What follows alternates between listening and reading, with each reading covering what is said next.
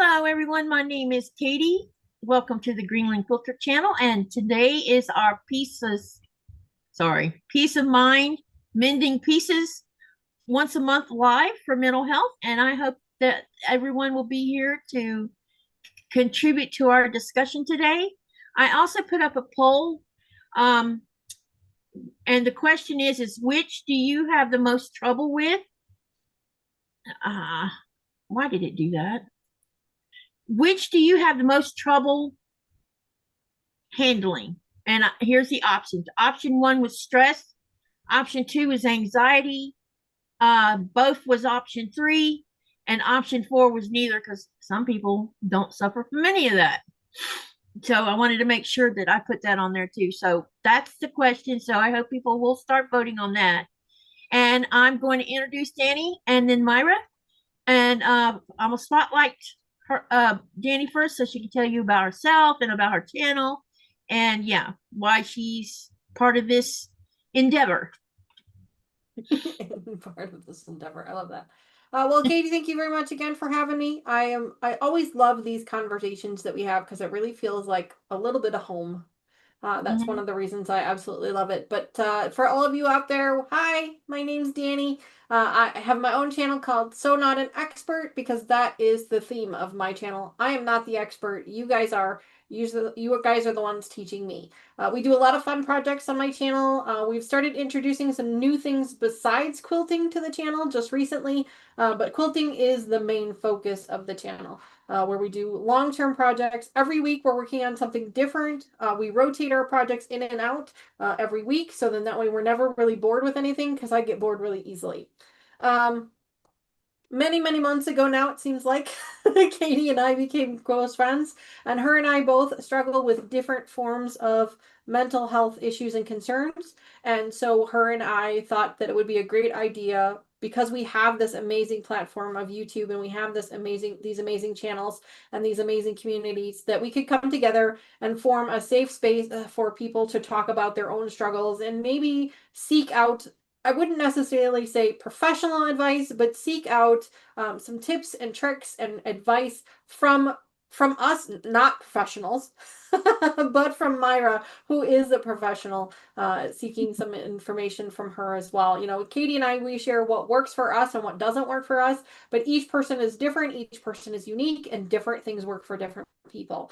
So that's why we do that. I do mention on my channel about my mental health struggles. Sometimes it's not the focus of my channel, so I don't talk about it a lot, but it does come up every now and again. But if there are any members of my community or Katie's community that want to talk about it more with me, I'm not a professional, I'm not a licensed professional, but if you'd like to, please feel free to reach out to me or Katie or any of us on any of our channels. But again, Katie, thank you for inviting me over here on your channel. I truly enjoy these conversations that we have. I truly do.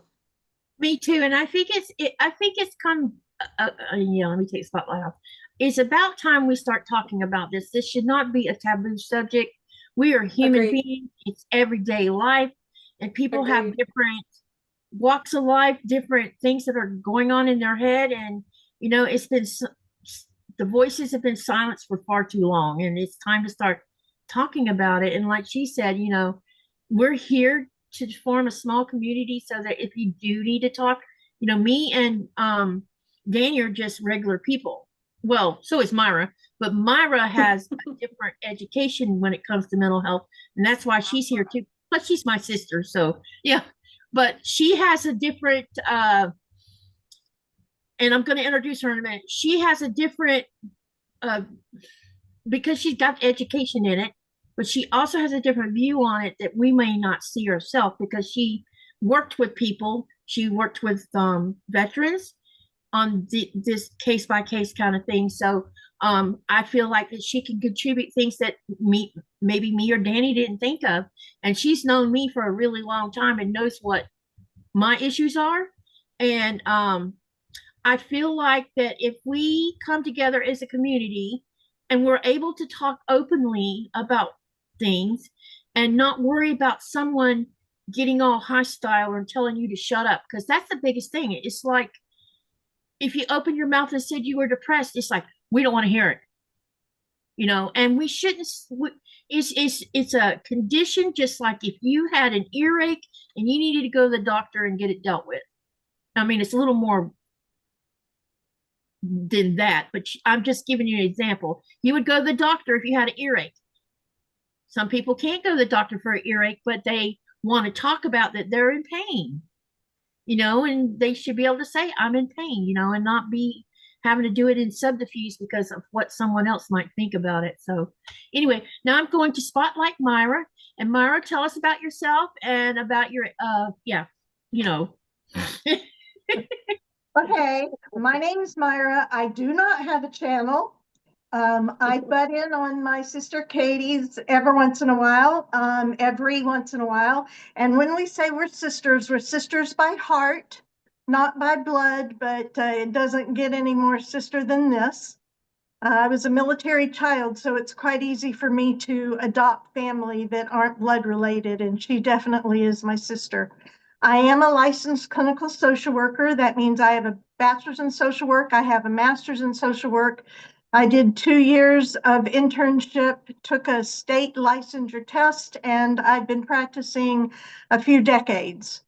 I'm currently not in active practice, though I have not let my license lapse. But I am not actively working right now. I retired to take care of my 91-year-old mother with my sister. However, when I am not uh, having to split my time with my mom, once I'm over my initial grief, I plan to look into doing something because I miss it. I miss it terribly. I'm here today as just another quilter, not just, but as another quilter, as another mental health recipient. I do suffer with some anxiety and a wee bit of depression, not too much depression anymore, but I do suffer with some anxiety. I have my own practitioners for that. And I'm not here. I am here as a professional. I'm not here as your professional. We will not be doing therapy today. Yeah.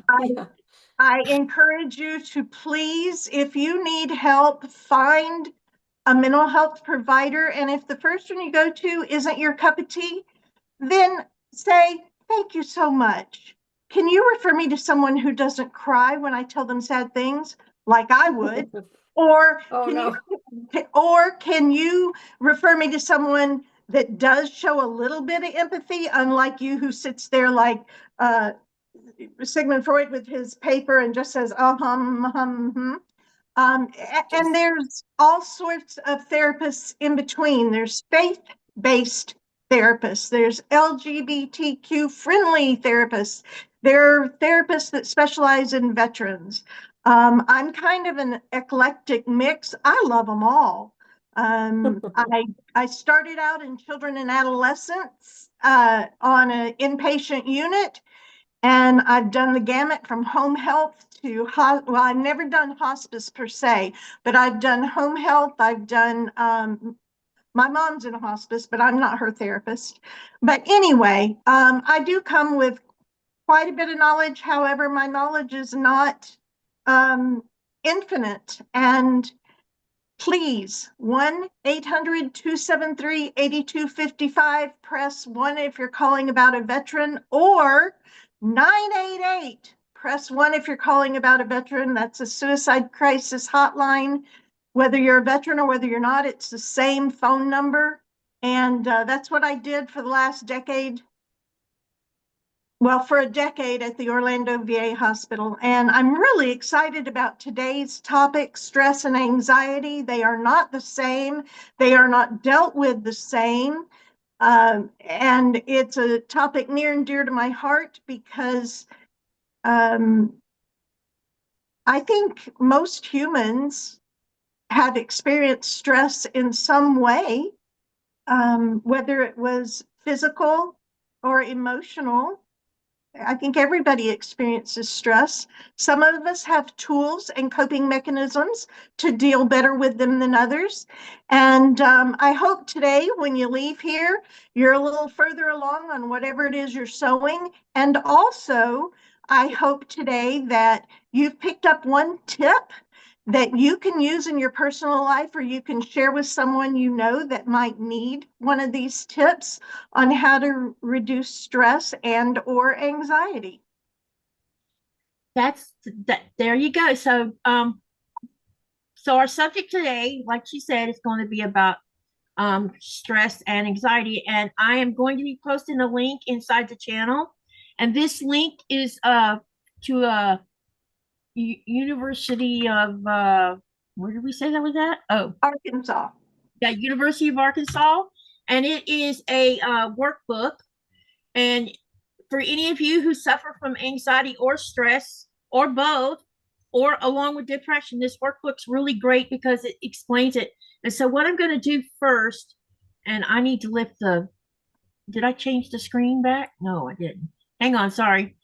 What I'm going to do is I picked one page so I can give you an example of what the difference is between stress and anxiety, and then Myra and Dani will interject as we go along with it. You guys that are watching, if you have anything you want to interject in relation to what we're talking about, please do that.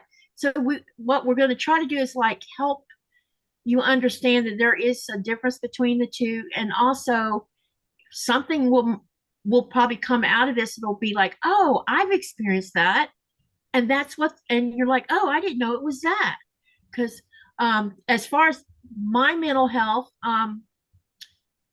I was diagnosed with two types of anxiety disorders, and I'm also labeled with PTSD, and that was all due to a history of things in the past.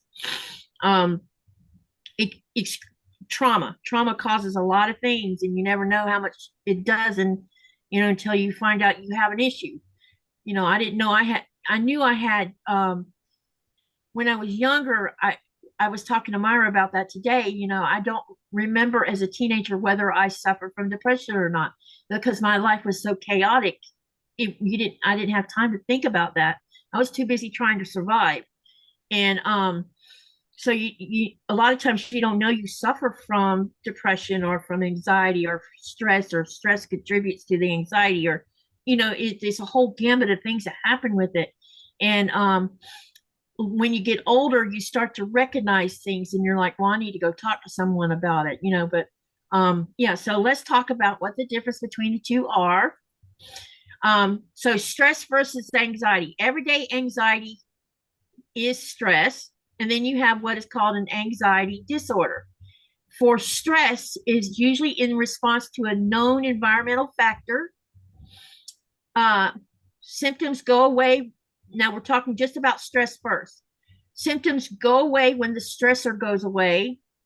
Worry about living away from home for the first time, passing a class, a romantic breakup, or other important life events. Embarrassment or self-conscious in an uncomfortable or awkward social situation, feeling nervous about meeting people, feeling nervous or sweating before a big test, class presentation, stage performance, or other significant event, realistic fear of a dangerous object, place, or situation. Example would be fear of poisonous snakes. Making sure that you are healthy and living in a safe environment. Those are all under the stress category. Under anxiety disorder, it's in response to an unknown source or in response to the experience of stress. Symptoms remain despite no identifiable stressor. Constant and unsubstantiated worry that causes significant distress and interferes with your daily life. Boy, oh boy, can I acknowledge that one. Avoidance of social situations due to fear of being judged, embarrassed, or humiliated. I can relate to that one. Panic attacks that seem out of the blue and preoccupation with the fear of having another one. Yep, check that one. Irrational fear or avoidance of an object, place, or situation that poses little or no threat of danger. Example, fear of elevators. Now, it's interesting they used elevators because I used to be petrified of elevators but didn't know why. The other thing I was petrified of was bridges. Currently in my adult life, we've all, y'all have heard, we've been discussing this on and off for the last 2 years, is my thing about not wanting to go into the craft room. And this fits right within that description. And the last one is performing uncontrollable repetitive actions such as excessive cleaning, checking, touching, or arranging. So those are examples of anxiety. So I just gave you a list of everyday anxiety stress and then anxiety disorders. Okay. All right, Myra, do you or Danny want to input anything into what I just talked about? That's interesting about the elevators, because I don't necessarily have a terrifying fear of elevators, but I've always been very uncomfortable in them, and I always assumed it to be my claustrophobia. But I wonder if it could be like a mixture of both. That's interesting. That's something I've learned today. Yeah, I never understood why I didn't like being in one, but I definitely don't. I can tell you exactly why I don't like being in elevators. Did you get stuck in one? I was 8 months pregnant, touring Hoover Dam, and they pack you into the elevator like sardines. They pack you in. I'm not afraid to go on an elevator. One of my favorite rides at Disney, Hollywood Studios Tower of Terror, which drops you. And Mr. Wonderful will not go on with me because he doesn't like the idea of falling. But anyway, so I'm 8 months pregnant with precious Kevin, and we're packed in like sardines. We go down a little bit, and then it bumps and dead silence, and we're stuck there. It will not go up. It will not go down. We're in between floors. I mean, we're done. We're just stuck there. And we're stuck there long enough that it gets hot in there. And I feel like if they don't stop breathing my air, I'm going to pass out. Now, remember, I'm 8 months pregnant and I'm short. And so when I'm 8 months pregnant, I'm as wide around as I am tall. And so I at least have a little bit of space in between the person in front of me, right? It didn't help. So ever since then, I watch how many people are coming on the elevator, and if it gets to be too many, I walk out and I don't take the stairs. Hello. But I do wait until the next one. And you know, sometimes I've waited as many as three times before I ever went up, but I don't care. That's where it is for me. But I'm not anxious about it. I think it's more claustrophobic and you're breathing my air. But the other thing is, a lot of times if I see a lot of people on an elevator, because this is the same reaction I have when people are on an airplane, I won't get on the elevator. I'll wait till the next one to see if it is emptier, because I just don't want to be touched. Okay. What Rita says, elevators for me cause pain from up and down motion and getting stuck in one again. Myra, for me, it's if I had ever I've never, thank goodness, but I've never gotten caught stuck in an elevator. But that is like new fear unlocked type of situation. Like that is number one fear. Like at that point, I'm like, okay, now I can't breathe. Like we're never gonna get out of here. That's when I would start to panic. Yeah, for sure. Myra, is there a way to know when you because you know, like when I had that panic attack on the airplane, but things led up to what caused that panic attack.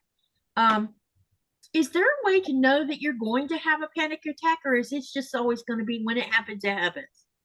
Is there a symptom that you could pay attention to know that you're headed in that direction? I think for some people there might be, but I've never treated anybody with an anxiety disorder with panic attack that could tell me that personally. And I know I've only had a few panic attacks in my life that were really panic attacks. And they came out of the blue. And so I don't know. I don't know, but I know for you already know that you have some triggers. So I think for some people, the answer would be yes. But not for everybody. But if you know you, so in my situation when it happened on the airplane, it was because I had my medicine. You know, the doctor give me medicine to fly with because it's not flying that's the problem. It's flying with people that's the problem. Because I don't like being bumped around and I don't like people being grumpy around me because I can feel that wash over me. And that day, you know, we had gotten stuck at the airport for 10 hours and I didn't have a backup pill to take.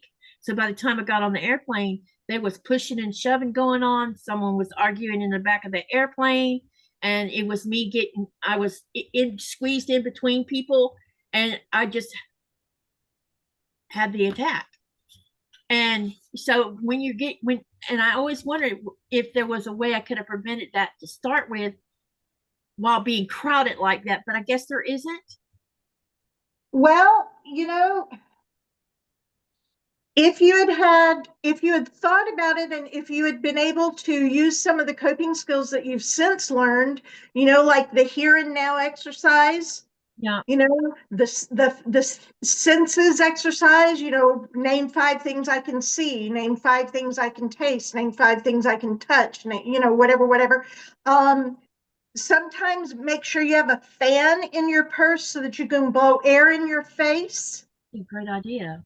Yeah, or if you have no fan, you have one above your seat. Turn it on you and ask your seatmates, well, if they're not there, do it. Turn their fans towards you, and if they're there, ask them, you know, would you mind if I turned your fan on me? I'm really feeling a little Now that's interesting because when I sit down in my seat, that is the first thing I do is flip that air right on me. of That course. must be a defense thing that I've come up with to help me deal with being on an airplane. You're a smart cookie. I never given it any thought that that was because I was trying to stay calm. Okay. Let's see here. Does anybody in the channel want to talk about if they suffer from either stress or anxiety, and what would you do? You have questions you would like to ask about it?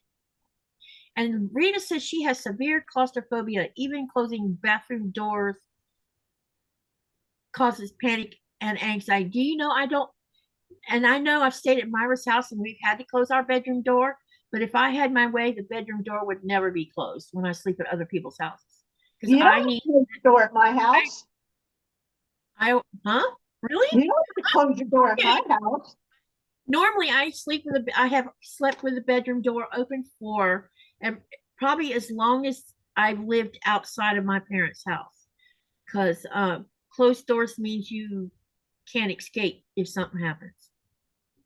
You never have to close your door at my house. As a matter of fact, we have a California king. You and Nico can crawl in with us. We'd never know you were there. I know you got a big bad woman. Rita says not many know, but until February this year, I had not left my home for 6 years. Doctor's appointments. Well, Rita, congratulations to you for breaking that, for having the courage to break that. That's amazing. That is truly amazing. Yeah, because right now I'm in one of those kind of things where I don't want to leave my house at all. And I finally took my butt to the hospital to pick up medicine, and I've been, Myra's going to kick my butt, but I've been no, I'll do it tomorrow. Nope, I'll do it tomorrow. I keep saying tomorrow. I finally went. I just don't want to sit. What it is when I go down to the dispensary, it's in the basement, and there's this long hallway that you sit in while you're waiting your turn. And there's these big heavy doors that are attached to this spring system. So every time a staff goes through one of those doors, instead of them holding the door and slowly let it close, they just let it slam. And slamming doors is a trigger of mine. Mm-hmm. And I have to sit and breathe and count and play solitaire just to distract myself from the slamming doors because I want to jump up and say something. Oh, jeez. Susan says, hi from steamy Florida. Did anyone else walk in that I didn't say hi to? I don't think we've gone through chat yet. Yeah, let me go through chat because I had said hi with texting part. Denise is here. Hello. Hello, Robin Marie. Chloe's here. Hello, Chloe. Hello, Rita. Did I say Denise already? Hi, Might be Denise. more than one. Um, then let me see here. Then we have Susan Munger who just walked in from steamy Florida. It's Amen. steamy up here in Northern Illinois too, Susan. And I'll keep dropping that link for this workbook so that when you have a chance, you guys can go and have a good read. There's lots of good information in there. Yeah. So Danny had something she shared with us earlier, and I'm going to have her talk about it. Talk about the music group you were talking about. Oh, yes, of course. Yes, of course. So last week, and I hate to go backwards for a minute, but I meant to do it last week, and that we just got so caught up in our conversations that I forgot to mention it. But last week when we were talking about coping mechanisms, one of the mechanisms that we suggested was that I told you guys I do is listen to music. And my taste in music runs the gambit. Like I listen to anything from classical, Bach and Beethoven, all the way up to hard heavy metal and rock and rap music. Like it just runs the gambit. The But louder, the anyway, better. one of my favorite groups that I've come across in the last year or so is a musical group called Citizen Soldier. And the reason that they've become one of my favorite groups, besides the fact that they have awesome music, is the lead singer and writer of their music is actually a licensed therapist for and who specializes in trauma therapy.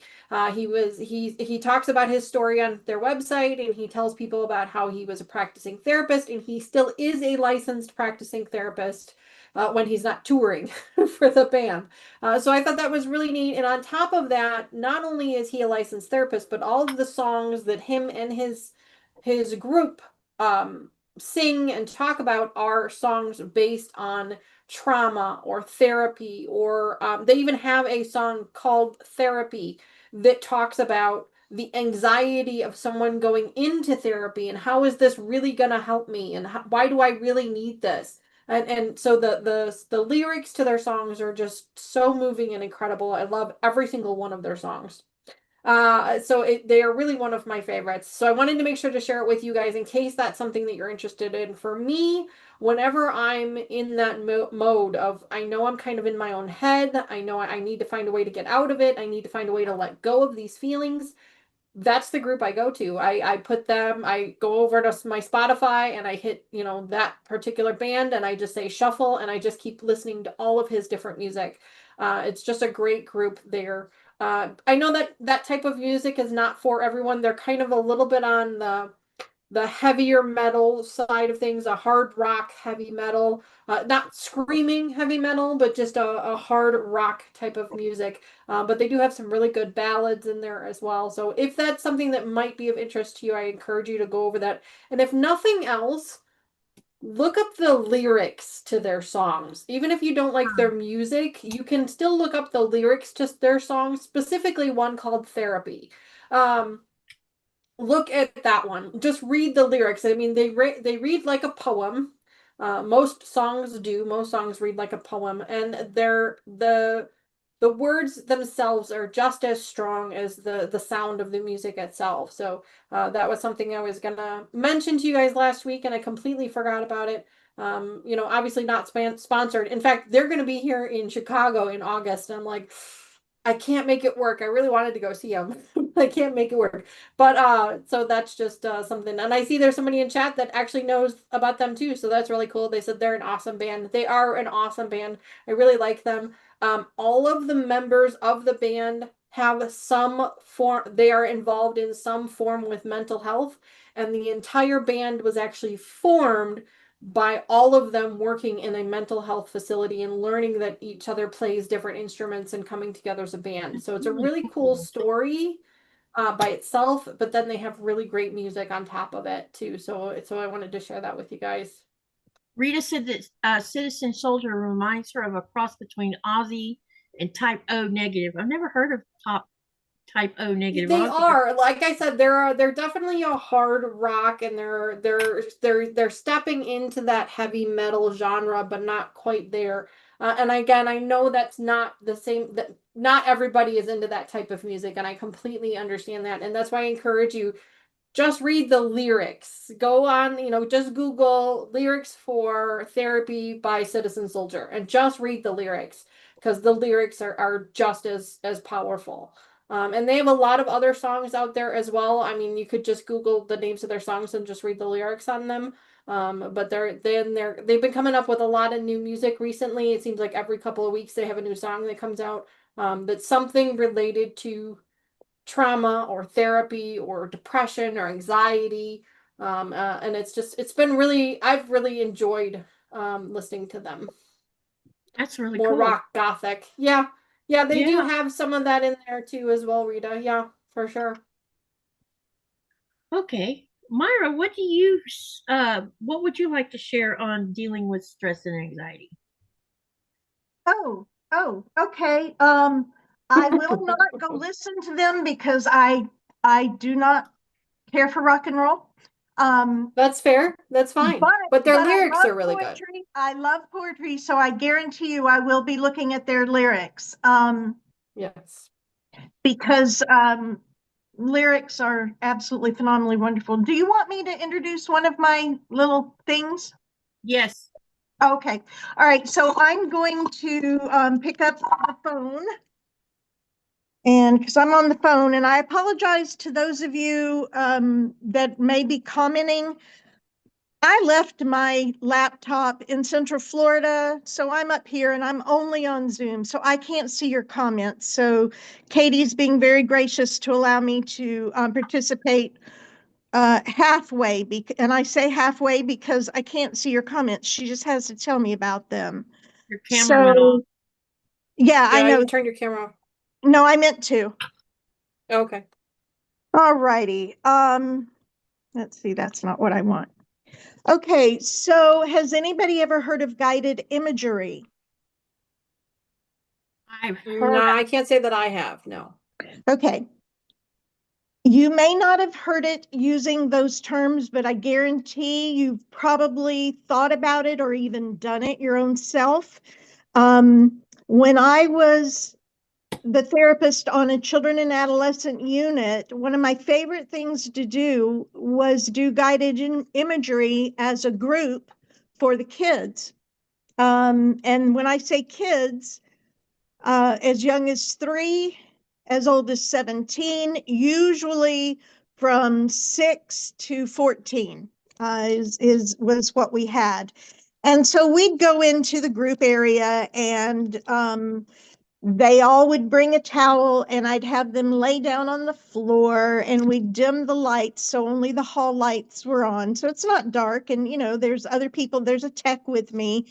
And this would be after lunch, and some of them fell asleep, and that was okay because they probably needed the nap. But so to do guided imagery, you can do it for stress, you can do it for anxiety, you can do it. Sometimes I do guided imagery before I walk into my mother's room because I know I'm going to need it. As a preventative, so that I stay in a sweet spirit and not get my hackles up with my mom, because she can be a bit much right now. She's in pain. So, but how do you do guided imagery? You find a comfortable place to sit or lie down. And if you guys want to do this with me, that's fine. This is going to be the introduction, so it's going to be just a snippet real fast. But you sit or lie down in a quiet place, preferably without bright lights in your face. You can close your eyes or not. I find it easier to close my eyes. Some people don't like to close their eyes. So if you don't close your eyes, find a focal point and just look at it. Don't let your eyes wander everywhere. So you're going to take a few deep breaths just to remind your body that we're going to change the pace here. We're going to breathe in. And you're welcome to do this with me, and we're going to breathe out. In through the nose, feel the cooling air come in through your nose. And breathe the heat and the stress out of your body. Okay, so what we want to do is we want to picture a setting that is calm and peaceful. And I hope everybody has had at least one situation, one time in their life where they've been somewhere and it was just calm and peace. Sometimes that's for me camping at night, hearing the crackle of the fire. Sometimes that's sitting near a beach, hearing the waves whoosh in and whoosh out. Sometimes it's watching my mama's chest rise and fall and hearing the beats of the machines around her. Whatever is a calm, peaceful place for you, you want to think of that. Now, when you're in that place, you want to listen. What do you hear in your place? I'm going to use, go ahead. I hear a fan running. I hear the vibration of the bathroom door because the wind is very loud outside. And So I hear my dog snoring. is that your peaceful place though? Or is that the here and now? That's the here and now. Okay, gotcha. I want you to go to a place outside of where you physically are. In your mind's eye, you know, when I'm going to tell a secret, and y'all go ahead and laugh at me. You can't see my face. When I was a little girl, I thought I was magic and special. I am special, but I'm not magic. I thought that I was special and magic because my mom could be, you know, chastising me about something that I'm sure I did and needed it. And I could be saying things like, oh, you're a pumpkin head, or I don't have to listen to you. I could say that in my mind and she couldn't hear it. And I thought I was magical. It wasn't until I was later I learned that those are my thoughts and everybody can do it. So I'm asking you for guided imagery to go in your mind to a special place that you've been before or that you'd like to go to.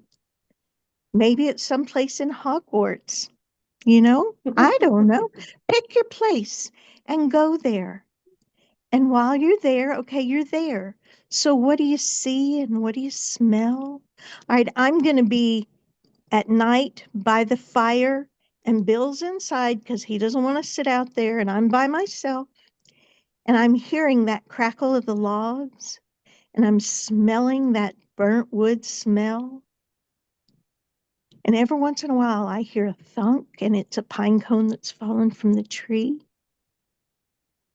And I breathe in, and I look up, and I see those stars, and I breathe out, and I am just at peace. I am at peace, and I am safe. And it's just a wonderful spot to be. And so I'm going to think of a word that can help me get back to this special place. And that word is going to be crackle. Because I don't use the word crackle very often.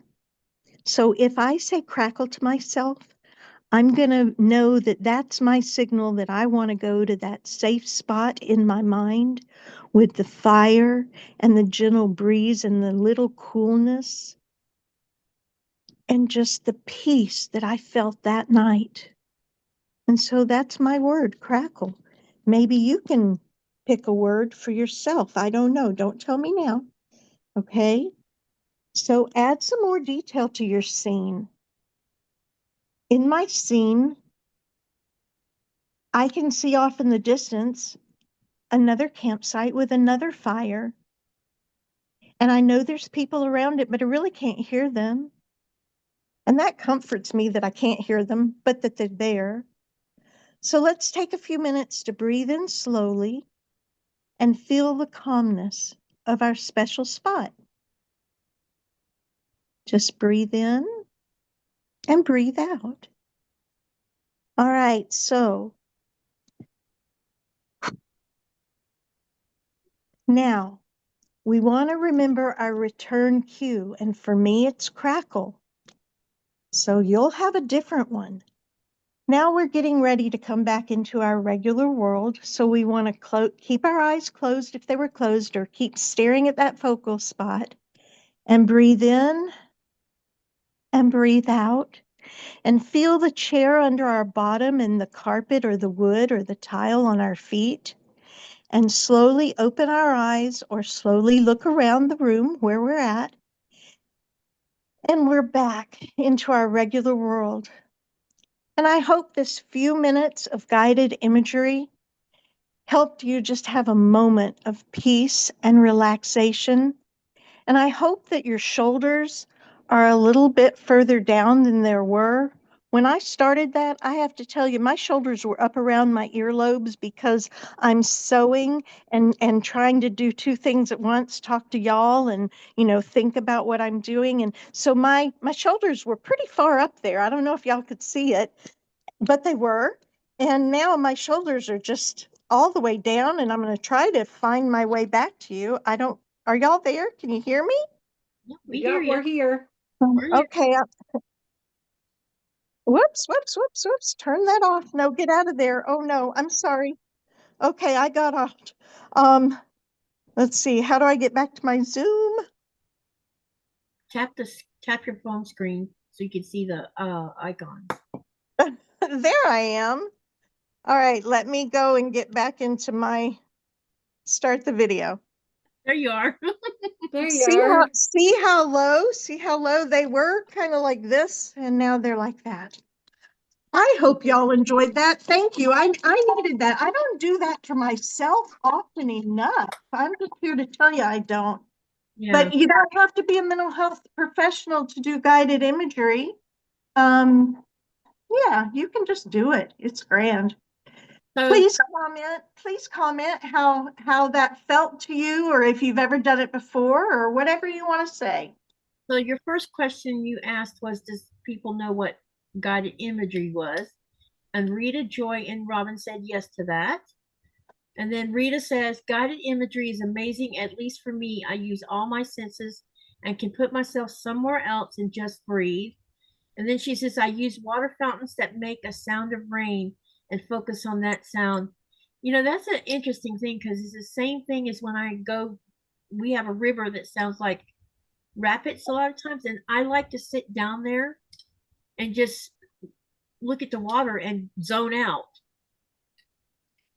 Or when we go to the ice cap, I could just sit there and zone out on that as well. Absolutely.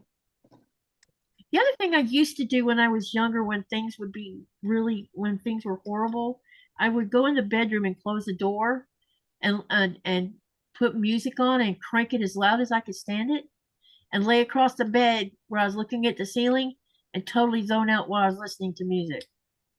Good. Then I'd walk out of the room and feel better. What's your go-to thing, Dani? Music usually, but I really like this this imagery. I'm sorry, I already lost the terminology for it. Guided imagery. Guided imagery. I just called it safe space in my brain. Because that's really what it is it's your mental safe space. And for me, just real quickly to share, mine was on the river. My dad used to take me out on his boat all the time, and I always felt like, especially when he turned the engine off and he would be fishing, and I don't fish because I don't like fishing. It's not my thing, but I like the boat. But just the lapping of the water hitting the boat, and the warm sun on your skin, and maybe a bird calling out to you. And sometimes my dad would turn the radio on. Sometimes he would turn it on real loud, but most of the time it was just kind of quiet, real soft, so only he and I could hear it. And he wasn't saying anything, but he was still there. He was just, I could feel his presence there. And I just remember feeling like, this is what peace feels like. This is what this is supposed to feel like. Now, unfortunately for me, my dad has passed a few years ago, but that's where my brain goes all the time. I love that. I love all that. the time. Whenever I think of him, whenever I'm in a stressful situation, that's where I go. That is my safe space, or my again, I forgot it again. But that's where I go. Now, sometimes, unfortunately, it does give me a little bit of sadness because I know he's not there. Yeah. You call it your safe space. Yeah. Fine. Yeah. And so sometimes I get a little bit of, a little bit of pulled on the heartstrings because I know he's not there physically with me anymore, but I know he's always there with me Mhm. there, So Right. sometimes it's not always the happy space that you want to be in, but it is the calming space. And to me that's immediately where my brain went when we started this exercise. I didn't have my eyes closed, but I was still able to follow along, and that's immediately where I Absolutely. went. Yep. I didn't know Yeah. you didn't have your eyes closed because I wasn't seeing you. So it doesn't matter. Whatever works for you. And Well, the it doesn't matter viewers what you did. The call it. viewers saw me, and I want to make sure they know that I was participating. I'm kind of the person that has to do two things at one time. Even when I have my eyes closed, I'm still doing something with my fingers or something else. So, Sure. but that's where I went, and I called it my safe space. I've had, and now that I know that that's the actual term of it, I am aware of what that is, and I have done that before. That has been part of therapy sessions in previous years. Sometimes they called it visualizing. I've heard it be referred to as that as well. Way back when, 100 years ago, I'm sure, but that helped me too. Wow, I didn't realize how stressed I was until we did that exercise. Even my shoulders came down a little bit Yeah. Oh, too. I'm so I We glad. all feel look like relaxed right now. right. We're all enjoying our spaces a little bit more. Rita says I use guided imagery all the time, but mine is focused on the sound of water. I can literally feel my entire body feel like it is floating. All anxiety goes, stress goes, and pain just goes. Just focus on the water. Yeah, that's great. What about anyone else in the channel? What do you do when you feel like you need downtime or you need to relax? What do you do to help you get to that relaxation stage? Share with us what you do. In the meantime, while I'm waiting on answers, um, we're going to talk a little bit also about everyday life sometimes can pile up, or let's use our another example can be we're quilters or we're crafters, or whatever it is we do that we enjoy so much, and there's times when you find yourself in what I call a funk. You don't want to do anything, you just want to Quilter's block, funk, yep. Mm-hmm. yeah, just absolutely vegetate. And something that Shonda said on her video yesterday made a lot of sense. She said that she sometimes you can get overwhelmed with how many projects you're doing or how much work you're doing, or it could be any number of things. And what she was wanting to do is figure out why, when she would have more than one big project going on, she would end up getting in a funk or in a shutdown where she didn't want to do any of it. And she realized that, well, I don't have a small project to occupy my hands and mind with. So she said she went to the store and bought her a small amount of yarn and found a very simple small project.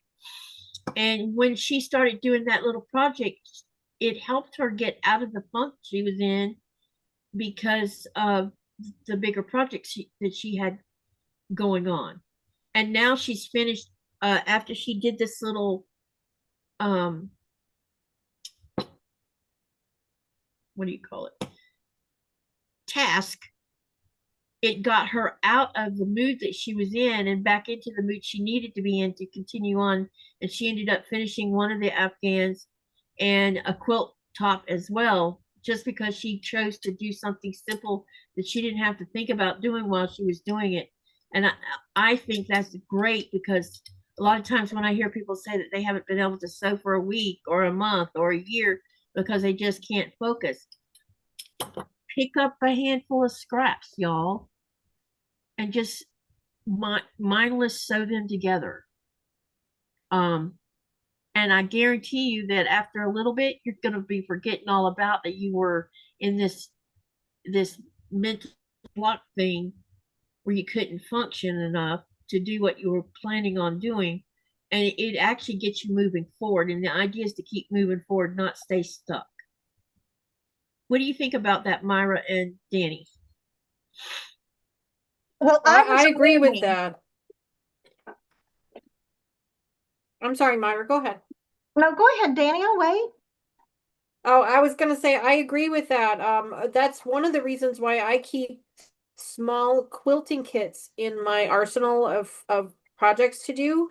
And you can find them all over the place. You don't necessarily have to go to a quilt store to buy them. I actually buy mine on eBay because they're cheaper. But basically they're like little table runner kits or little pot holder kits. I mean, you can sign up for, groups and stuff, but I keep a couple of them in my project bin so that on those days where I cannot figure out what to do and I'm overwhelmed, I know I have those two things, whether I want to work on them or not. I know I have those two things to trigger my creativity. And that's what their intention is to trigger it. So I will grab one of those two and I'll just bring it in here. And whether my brain is really set to do it or not, I will start on it because everything is already laid out for me. All the fabric is picked out. Sometimes the fabric is even cut for me. The directions are there. All I have to do is follow the directions. Yeah. And following the directions starts those creative juices, which then kind of gets me inspired. And then I can put that away and pull out something else that maybe is a little bit more challenging. And so that's why I always keep a couple of them. In fact, I just had to replenish mine, but just before I went on vacation, I bought a couple of them from eBay. I think I paid like $10 a piece for them. So it wasn't like they were super expensive. And they're just table runner kits. They've got the fabric in them. One of them was pre-cut, one of them's not. So what I'll do is I'll cut it now and then put it back in the bin. And then when I'm ready for it or when I need it, it's already pre-cut and it's ready for me to go. And then again, I don't have to think about it. It's already done. And these are those projects that you didn't necessarily buy it because you needed it for something specific. You bought it because you need a win. You need that easy win in your life. Sometimes you need to finish something. You need to feel like you've accomplished something. And that's why I have those projects in there. Cotton Cuts, you guys know how much I love Cotton Cuts. Cotton Cuts does a great job with their pre-cut projects. They sell me. I bought a couple of their gnome table runner projects because they were already pre-cut. I didn't have to worry about it. Those are great. There's a lot of other companies out there that offer pre-cut options if that's something you're interested in, or like I do, I'll buy the table runner kit, cut it up, put it back in the kit and put it back in there. And then when I'm ready to actually put it together, I'll pull it out at that time. So that's what I do. I'm not a huge scrap person. To me, scraps give me more anxiety because I feel like I have to match them up and I have to make something with them. And I know I don't have to, but that's like what my brain does. So scraps actually give me more anxiety trying to work with them to try and get them to do what I want to do and things like that. Whereas if it's something is already cut up for me and I just have to follow the directions, then it's almost mind numbing at that point.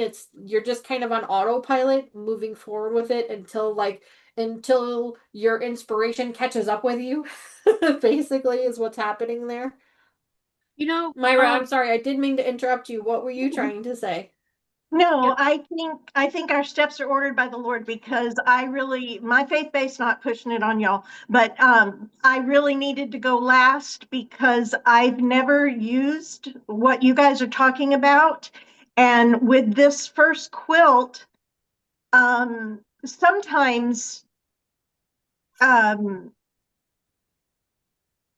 daily life, commitments to my mom takes over. And so there's a time where I don't get back to the sewing machine, but sometimes I just feel, and the words you used were so perfect, I feel so overwhelmed by what I'm doing. And the perfectionist in me knows that it's not going to be perfect, and it isn't. And, I have to let that go. I have to just let it go. And so I will go days without sewing. And it's like, I want to sew so bad, but I just cannot go back to that quilt. I can't go back to the sashing. I just can't. I took it out 4 times the last time and I can't. But hearing the helpful hint of just grabbing something that doesn't really matter, although this quilt doesn't matter because I'm not selling it, I'm not giving it away, it's just for me, but just my personality it all matters. And I've come a long way in letting the small things be the small things. I've come a huge way in 66 years of letting the small things be the small things. But, you know, I don't call myself a quilter or a crafter. I call myself a fabric artisan. There you go. Because, you know, I guess after I make this one, I can say I'm a quilter, though I have made one quilt top 40 years ago, 40 plus years ago when my son was an infant, but and it's still just folded up somewhere, hasn't been quilted. But you know, I love to make fabric things for my family, whether it's pillowcases to go on travel pillows, whether it's those card holders, whether it's table runners, whatever. So yeah, I just call myself a fabric artisan because I like to work with fabric.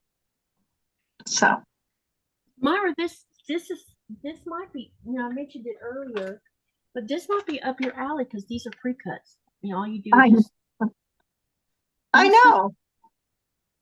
and this could be for anyone. You know, these are relatively, well, it depends on the size you buy. I mean, there was 3 sizes. The mini is, isn't it like $20, Dani, for the small stitch it?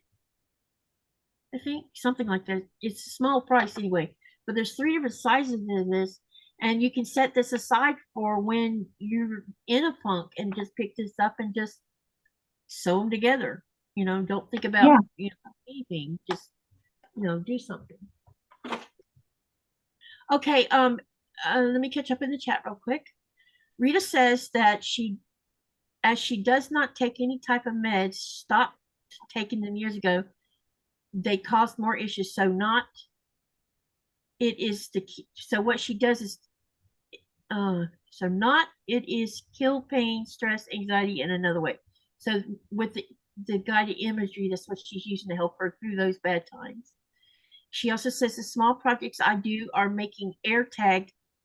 The small projects I do are making AirTag things for keys, making a small quilt block, turning into a clock, or mindless sewing. I created that blue flower she was talking about. Yeah, that she had a blue flower she was working on. Hey, SK, damn it. Maggie B says, my therapy is shopping for fabric or quilt kits. Loving your live videos. Thanks and hi from Miami, Florida. Hello from, yeah. And then Rita says, that reminds me of the book, Do Not Sweat the Small Stuff. Amazing book. Hey, Catherine, she says. Yes, it is a good book. Yeah, Yes. I haven't read that one. I just want you ladies to know I didn't get the memo to put my hair in a high pony. I'm just saying. Looking at the two of you and you turn sideways, I didn't get the memo, so mine's low. This is my Sunday look. This is my I don't give a damn. I also didn't get the black memo, ladies. I have a really pretty black shirt, you know. Plan this actually. Well, we'll have to coordinate next time. I don't give a damn. Dress this way and put the hair up, you know. I mean. Well, I went to see my mom. This is my Sunday. I don't give a damn outfit. I went to see my mom for 5 hours, so I put on my happy earrings and my happy shirt. Yeah, I can. Yeah, so I can imagine. So, so far Rita's commented on what she does. What about the rest of you? I know there's several of you in here.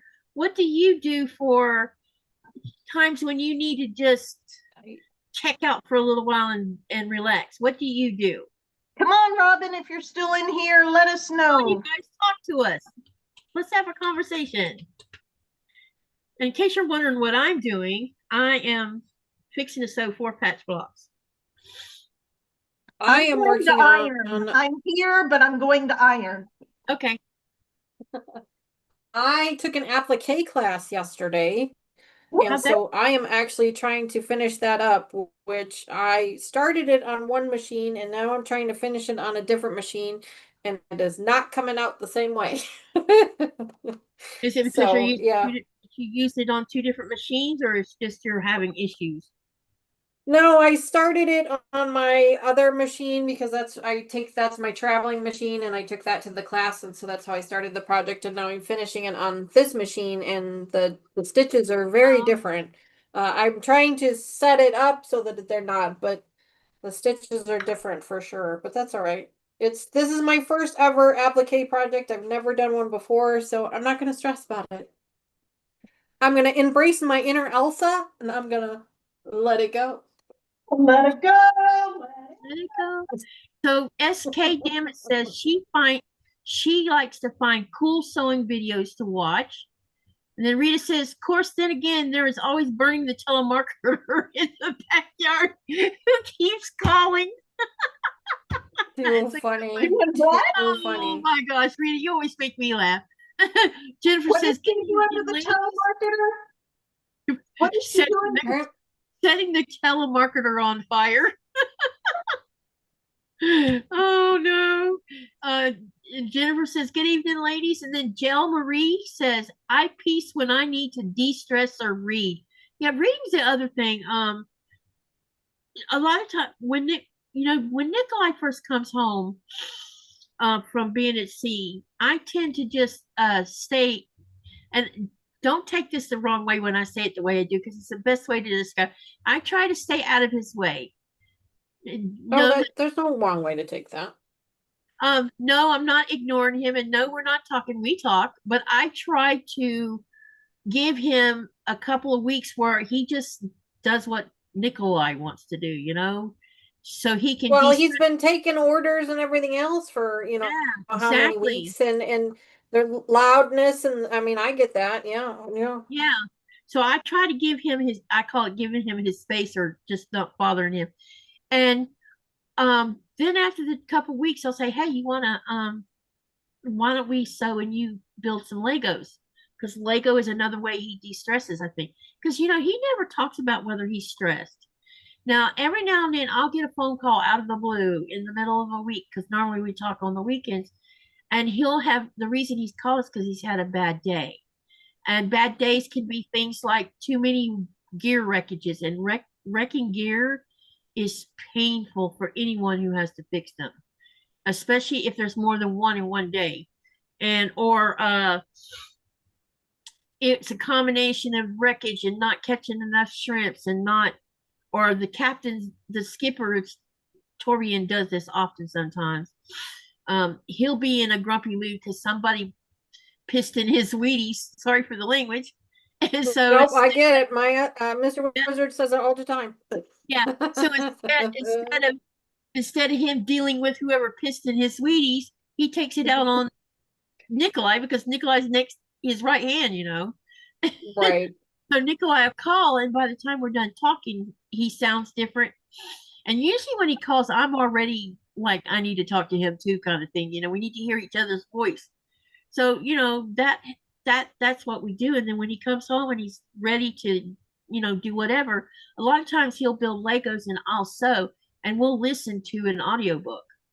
And there you go. We're in the same room together, but we might not be necessarily talking to each other, but we're together, and we're so engrossed in what proximity is there. Yeah, and we're listening to the audible. We're just totally chilling while we're doing what we're doing. And this has been a thing between me and him now for the last, I don't know, 6 or 7 years. We've been doing this now, and it seems to be that I feel like because we do this, it helps make our relationship stronger too.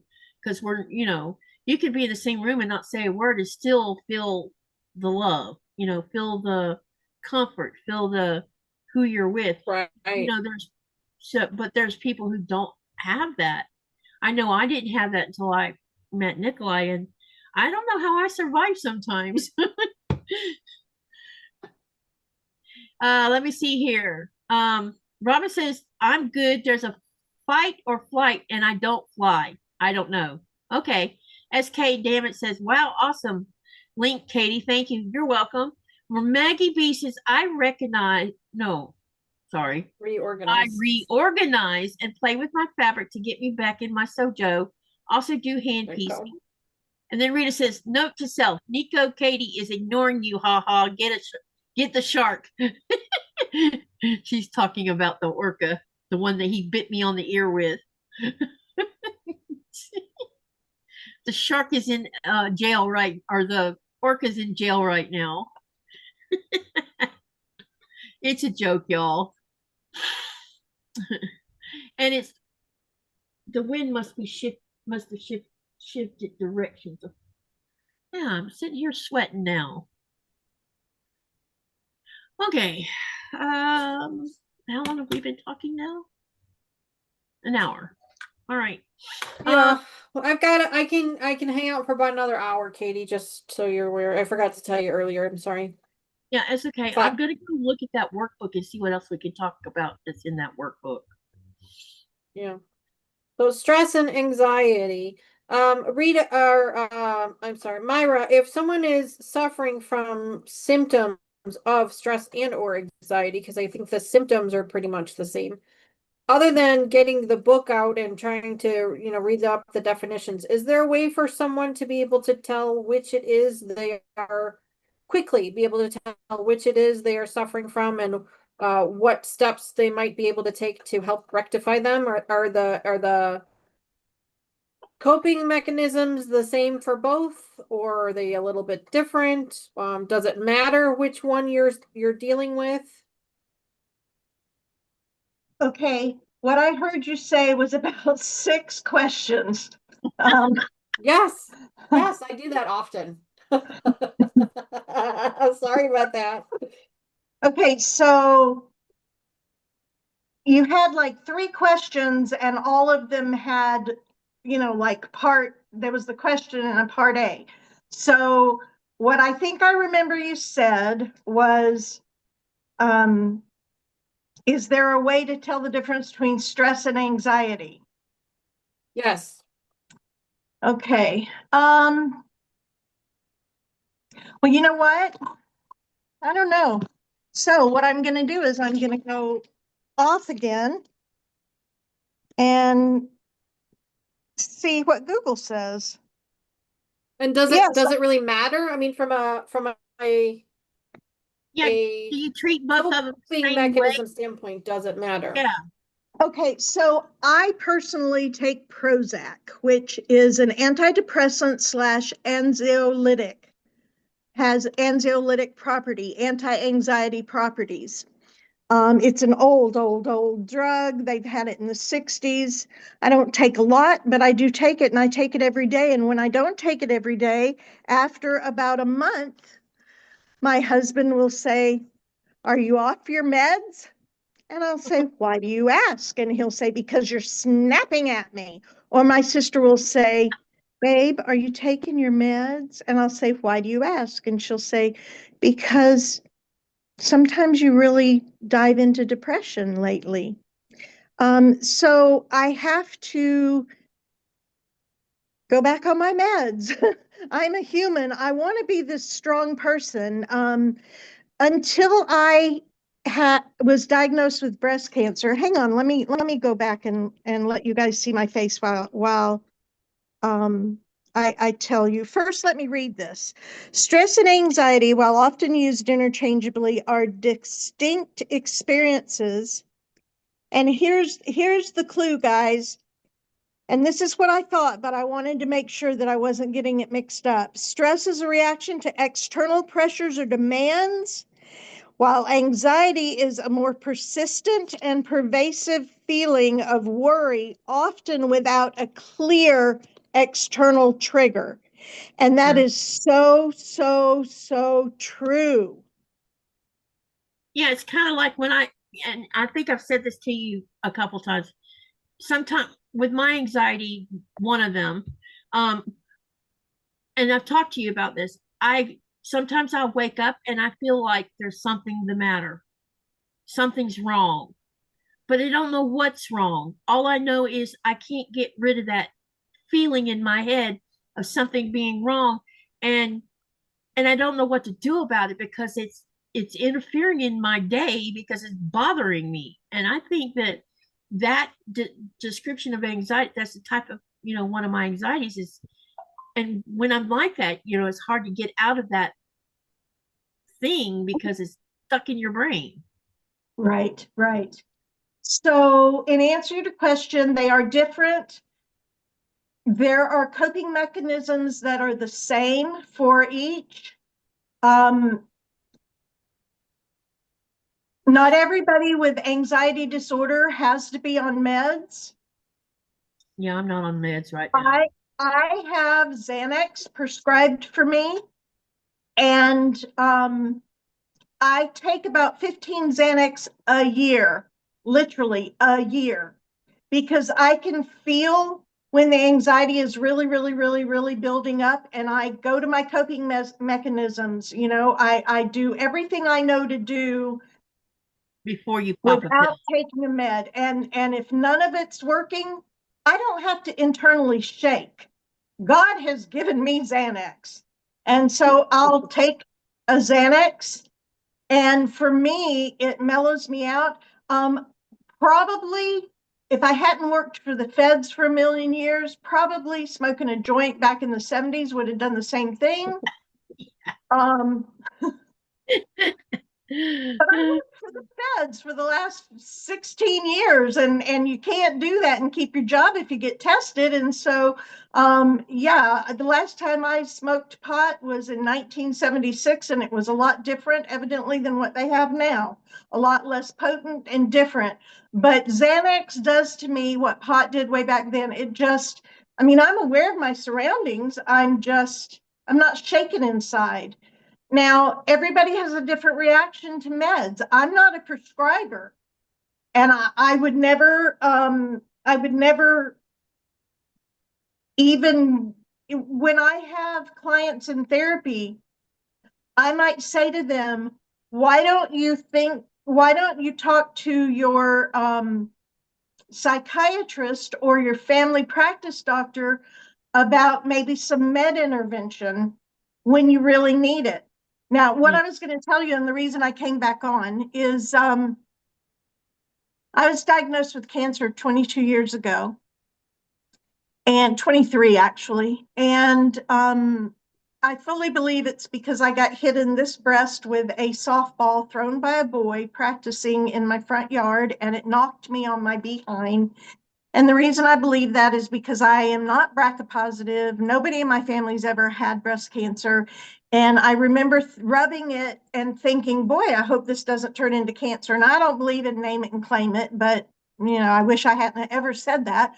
But I had an 8 centimeter tumor, and 8 centimeters is this big. It's the size of a softball. So no one will convince me that that isn't why I had breast cancer. I do not live in fear for cancer on the other side whatsoever. And back in the day, they didn't offer a double mastectomy, so I only had one taken off, and then I was rebuilt. But anyway, TMI, sorry for that, but I don't care. I share it because there is wonderful life after breast cancer. My sons have seen my chest because I want them not to fear if their loved one ever gets it. I'll lift up my blouse for anybody, anytime, not anywhere though, because, I don't have any Some people nipples. frown upon it. It's fine. Yeah. I don't have any nipples, so I could walk down Main Street anywhere without a shirt on and couldn't be arrested. I don't, Nice. but I could. Thought of that, but you're right. And I mean, in this heat, it might not be a bad idea.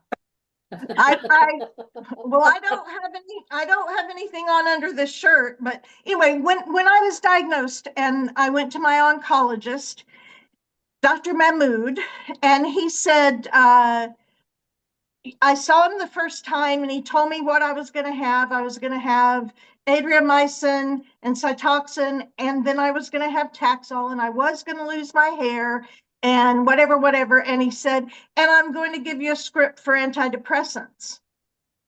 I was in school to be a licensed clinical social worker. I had been in school, and I was very offended because I had lived through the disclosure of my children's father sexually abusing my daughter while he was a minister. I had lived through my high school sweetheart marriage falling apart.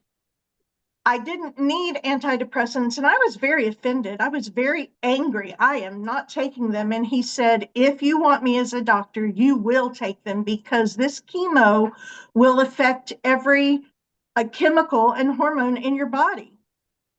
Everyone in my practice is on antidepressants. So because I really wanted him as my doc, I acquiesced. And I'm so grateful I did, because chemo changes you. Chemo Yeah. really, really changes you, and radiation changes you. And, you know, I'm grateful to live in this century and in this time where we have the knowledge that we have. And those that choose not to take any meds, more power to them. I don't like taking meds. But I know for me, I need to always take my meds. And so when I stop taking my meds, it isn't usually a willful, oh, I'm going to stop taking my meds. It's usually when I'm here at mom's and I'm so engrossed in taking care of her that I forget to do mine. And then I just don't ever get around to it. And then I'll do it tomorrow. And so that's how that happens with me usually. But yeah. There's some Did comments. I answer your question, Danny? I know there were three Absolutely. of them. No, you So did. You absolutely did. Yeah, and yeah, I kind of was playing a little bit of devil's advocate when I asked the questions, because I try to ask the questions that other people may be too fearful to ask themselves. So I try to be the advocate for those questions, and you know, questions for my own health, as for my own knowledge as well. yeah, I'm always that person too. I always ask questions that that I that I know that probably others would not want to ask, be embarrassed to ask or whatever. Because I'm not embarrassed. I don't I care what you think about me, but it's not going to change what I think about myself anymore. It used to, but it's not now. And I don't want that to sound pious or like I think more of myself than I ought. But I've learned boundaries, and I've learned, um, if it's not going to matter in 5 minutes, 5 days, 5 weeks, 5 months, 5 years, does it really, really matter? I don't know. Right, exactly. So Here's some comments in the chat. Rita says, I can tell you that stress is easier to come out of than anxiety. I have stress, anxiety, OCD, and I am bipolar. And then she wrote, if you think about it this way, stress happens because of something that's external, while anxiety is internal. That is a great analogy. And then Rita says, there was a time when my anxiety was so high, I was on 5 different meds to treat it, along with meds for OCD and bipolar, and then 6 different meds for pain. And I said, enough, and I threw all of them away. And hi, June Hanson, welcome, welcome. June says, I was until I broke my sewing needle. until what? Because someone asked to take. And someone asked her, or made a comment, I hope you're having a good day. And she says, I was until I broke my sewing machine needle, laugh out loud. And then Marlene Hinton, hello, welcome to the channel. She says, hello, wow, what an awful time to jump in. I'm so sorry, Myra. You are a beautiful person to survive and thrive after all that. And then Rita says, for me, meds are a bandage. I have had 6 major spinal surgeries. I refuse to take painkillers at all. Not happening. And then Denise says to June, as long as you can find all the pieces, you have no damage to the machine or you. And if you have another needle to use, you are in good shape. Yay. I think that everyone looks at taking medications in a different way, and I think it's important that we make sure that we're not judging others for their choices, whether it be to medicate or not to medicate, because each person is different. You know, some people look at it as a crutch, some people look at it as, you know, this is science, this is, you know, a hormone therapy in some cases. But I think it's just important as a community and as, you know, a group of individuals who are struggling with some of the same things, that we don't judge each other for the decisions that we make about our own health. Medicine Well, is a. Go ahead, Myra. well, what works for one isn't going to work for the other. And also, yeah, it's not a one size fits all. And also, it's not a one size forever, because Right. I was on a different med way back in the day that worked just fine until it didn't. And then I had to go to something else. And I especially remind teenagers, parents, that it's called the practice of medicine. And unfortunately, they're practicing on us. Right. And they do not have crystal balls. We don't come with a computerized printout of what's going to fix, you take your car to a diagnostician mechanic and they have machines that can say you're a quart of oil low, or you're, this, what are those little fuse number D3 is bad. We don't have that. So, your child may have been having Ritalin at however many milligrams or whatever. I don't, whatever it is, it's not milligrams, it's whatever. Anyway, whatever it is, and it may have been working fine. And now your kid is, is either zoned or he's off the wall. It's not right anymore. Okay, so are they going through a growth spurt? Whatever. I think our Going hormones, into puberty. So, you have to step back and reconfigure until you find the sweet spot. And it's just that way. so Oh, while I we're talking agree. about, Yeah. while we're talking about medicine, to me, well, like we said, what works for one person might not work for another. And, I can remember that both Ritalin and Prozac got such a bad rep because Prozac was getting a bad rep because people were harming themselves. And then Ritalin was causing secondary issues as well. And then when my son was put on Adderall, oh my God.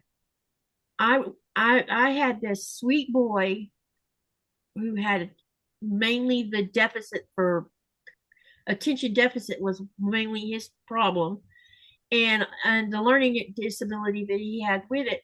And when they put him on Adderall, he went from this sweet boy that didn't get into trouble to this young boy who would just walk up and slap you for the hell of it. And when you ask him, why did you hit your sister? I don't know. And we went through that. We went through him banging his head against the wall. I mean, it was crazy what we went through. And I went back to the doctor with him. And I said, you have got to, because I took him off the Adderall because I felt like the Adderall was the problem. And so they said, well, let's try Ritalin. It was like a switch.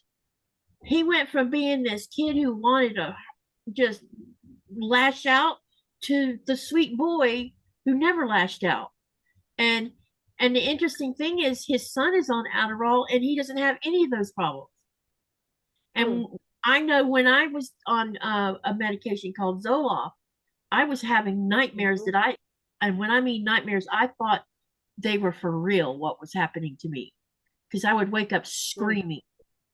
And when I went to the doctor, he says, well, let's try Prozac. And Prozac actually made me feel like $1,000,000. I mean, I wasn't depressed. I was up cleaning my house. I was doing all the things that human beings are supposed to do when they're functioning. And it so doesn't make me feel like I want to clean my house. I'm just saying. well, it did me. Me neither. No, there is not a drug in the world. It did me because I went from not functioning to actually doing what I was supposed to be doing. And so right. What one drug might do for someone might be the total, complete negative aspect of it. And like Myra pointed out, doctors are practicing. So there's not a set in stone, this is going to work, because all of us are different. Our chemical makeup's different. Our hormones are different. And, some people, now, right now, everything that I have going on with me, I'm not on any medicine. And the reason I'm not on any medication for mental health is because getting mental health here is a problem. Getting medication to help me with my mental health is an issue. So I'm med free not because I want to be. I would prefer to be on an antidepressant until I can get past this thing I've got going on with me. But instead, I'm talking to y'all, talking to Myra, bending her ear constantly. So, and let me read what's in the chat because there's more said in here Um,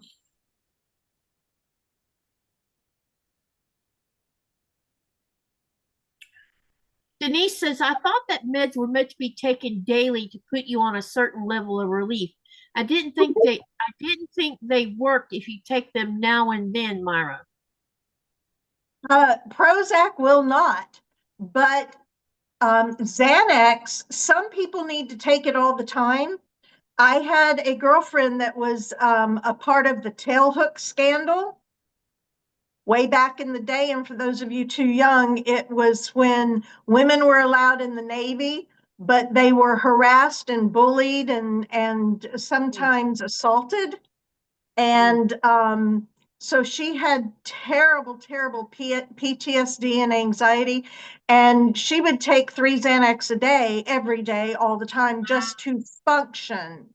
For me, I can take it on an as needed basis, Yeah. and that's all I need it for. So I really think it depends on, if you have schizophrenia, if you're diagnosed with schizophrenia or bipolar or clinical depression, whatever they prescribe for you, if you choose to take it, you need to take it. It's not just oh, I'll take it till I feel better.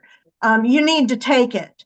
But there are some meds, like after surgery, they give you pain meds at home, and you're not supposed to be on those forever because eventually you're supposed to heal and not have pain. That's the goal. Now, Yeah. some people have chronic pain because of chronic issues, and they will be on pain meds if that's what they choose to do forever to function at the level that they're okay with. And it's everybody's own personal choice and personal comfort level. So, you know, That's what you say is perfect, what you said. Then Rita says, doctors are in some ways diagnosed as something. Does not mean one cure is going to cure or help everyone. We're all different and react differently to meds. And then Robin says, I was diagnosed with childhood onset bipolar. Wow. Wait, there's more. Then Rita says, my youngest daughter had severe ADD and I refused to put her on meds. I found out what was the cause, and it was sugar in any form, whether natural or man-made, took all sugar, anything away from her. And then Denise says, there isn't a medication on the market for any problem that doesn't have a disclaimer that some other problem, including death, can occur. Yeah, definitely. And then Rita says, I also have what is called malignant hypothermia, not only anesthesia triggers it, but high stress. So I have to be careful. And then Rita says, yep, that was a terrible time to be in the U.S. Navy. I know I experienced it firsthand. She says, I refuse to take pain meds. I tell them, do not send in a prescription as I won't pick it up after surgery. so when you took the sugars away from your child, did that make a huge difference? Is that working? Because I know I had a friend at church when we were pastors that she had 3 boys, and she took all dyes, food dyes, the added. She took those away, and her boys really settled down a lot. It was dyes that they were reacting to. Interesting. I was just giggling at Robin's message. She says, you do not want to be on my go around if I'm off my meds. Robin says, you do not want to be on a merry-go-round if I'm off my meds. Okay. That's funny. I know with my son, his situation was different because a whole host of health things led up to why he has the deficit, and while he ended up, along with causing the ADD that he had or had. Now he doesn't, as an adult, he doesn't take anything for his ADD, but he is on an antidepressant. With Blaze has both ends of it, the hyperactivity and the the attention part. And they finally figured out how to work with him with the meds, because Thomas was giving him the meds when he would get up, but by 1 o'clock in the afternoon, he would have the drop off. And I recall Thomas having drop offs. And I would get a phone call. We're having trouble with your son focusing in class. And I'm like, what is he doing? He's just staring off into la la land. I'm like, how noisy is the classroom? Loud. I said, that's exactly why he's off in la la land. He can't handle distractions like that. He just couldn't. And that's why he ended up in a smaller class structure in his sophomore year, because he qualified for what they call Project Catch. And so they put him in a classroom of 10 students with computers. And my son blew through 3 years of mathematics doing that. And he couldn't sit in a class that had 30 students in it, because here's an example. You got a pencil. You do that. Whatever he was focused on listening to the teacher went right out the door the minute that pencil hit the floor. And then he wasn't able to get it back because he was totally distracted. And he would come home sometimes and he would say, Mom, I don't want to go to school. Why not? Because I'm not learning anything. And I'm like, what do you mean? And he would tell me all about how the teacher would be teaching and students would be talking and cutting up, and the teacher wouldn't say, be quiet, listen to what I'm talking about. And he says, I cannot function in this environment, Mom. And he literally would come home just beside himself sometimes, because the whole entire day was class after class after class with 30 students where none of them would shut up. And that's why he kept falling through the cracks. Red dyes are a total B, says Robin. Yes, they are, Robin. Yes, they are. See, I had to discipline him in a completely different way. If I disciplined the girls, they were good to go. Didn't matter how I disciplined them, they would straighten up and get on with life. Thomas, the only thing that ever worked was putting him in a corner. Time out, or put him in front of a wall, facing the wall. Yeah. If you sit down and had this long discussion with him, or when he was little, if you swatted him a couple times, none of that worked. It was just like the more antagonistic you are, because it's kind of antagonistic when you're chewing your child out, if you think about it, right. Because you're talking in a way a child might not want to hear it, And I learned that he would just shut you out. You would see it happening in front of you. You'd be talking while you should not have done this, and this is what. And you could see it plain as day. Something would come across his face, and I knew I had already lost attention because he had shut it off. He didn't want to hear it. Yeah. Prepped for Eternity Homeside has a question for us. She says, I had someone ask me how to determine the difference between the burnout and depression, and I was unsure. What is y'all's opinion? Between what? Burnout and depression. Burnout, like from a job or a relationship? She does not say, but I'm going to guess probably like burnout from... He says between life burnout and depression. Life burnout? Maybe stress, maybe? I'm not sure what the life burnout would mean. Not off topic. It's okay. You're welcome to ask these questions.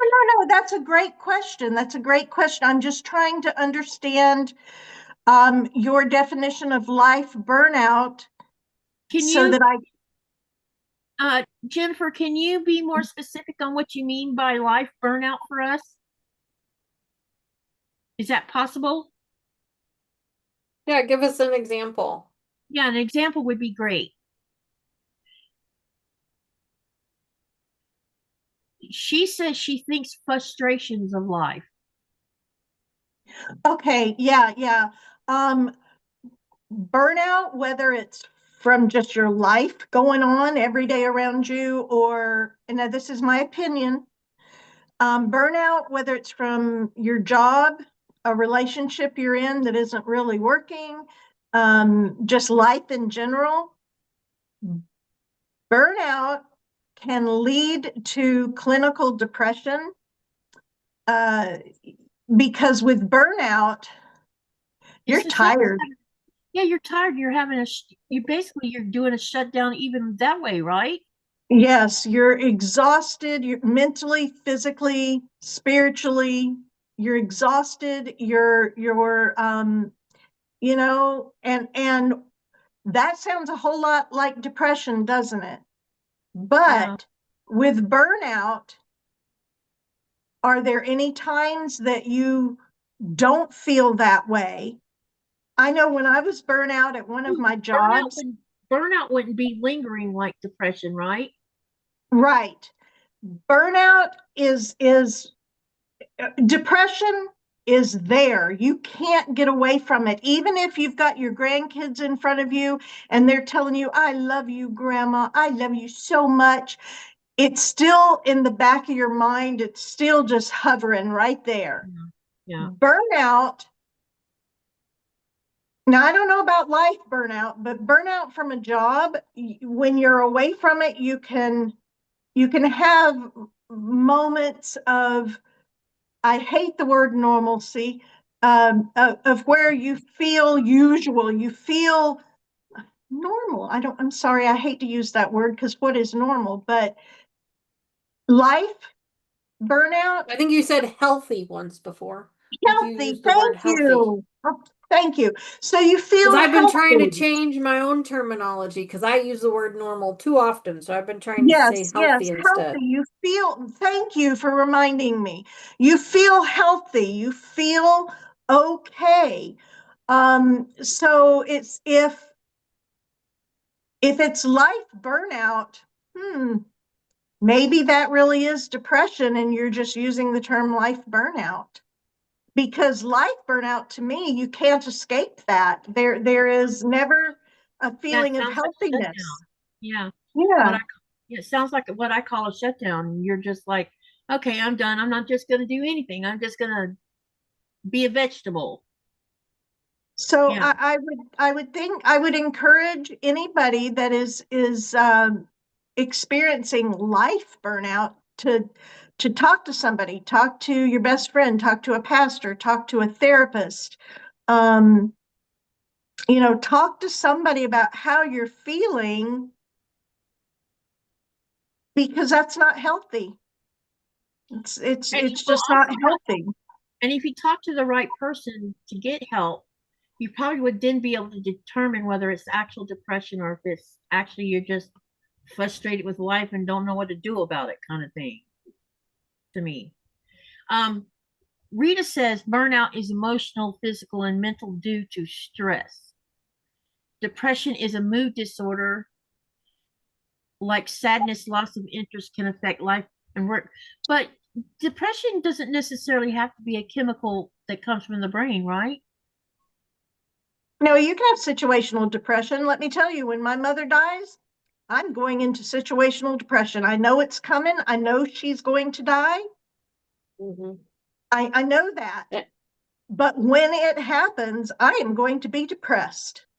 I'm going to be sad and depressed. I'm not going to up my meds, but yeah, that's situational Okay. depression.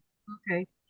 Denise says, Now, I does think situational depression go away after time, or is it something that can linger for a very? I mean, obviously can linger for periods of time, but situational depression, does it eventually lessen over time, or is it something that, like regular depression, where it never goes away without some type of intermediate mediation of some kind?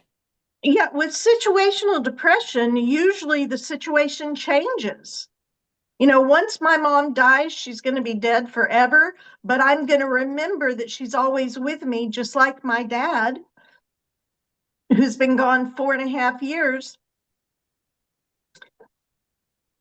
I've reached a healthy state with my grieving with my dad. Now, I was in the commissary on Tyndall Air Force Base but the week before my mom fell. And there was a little bagger, a little Asian lady that was probably in her late 70s, if not early 80s. And she had been working at the Tyndall Commissary for 40 years. Wow.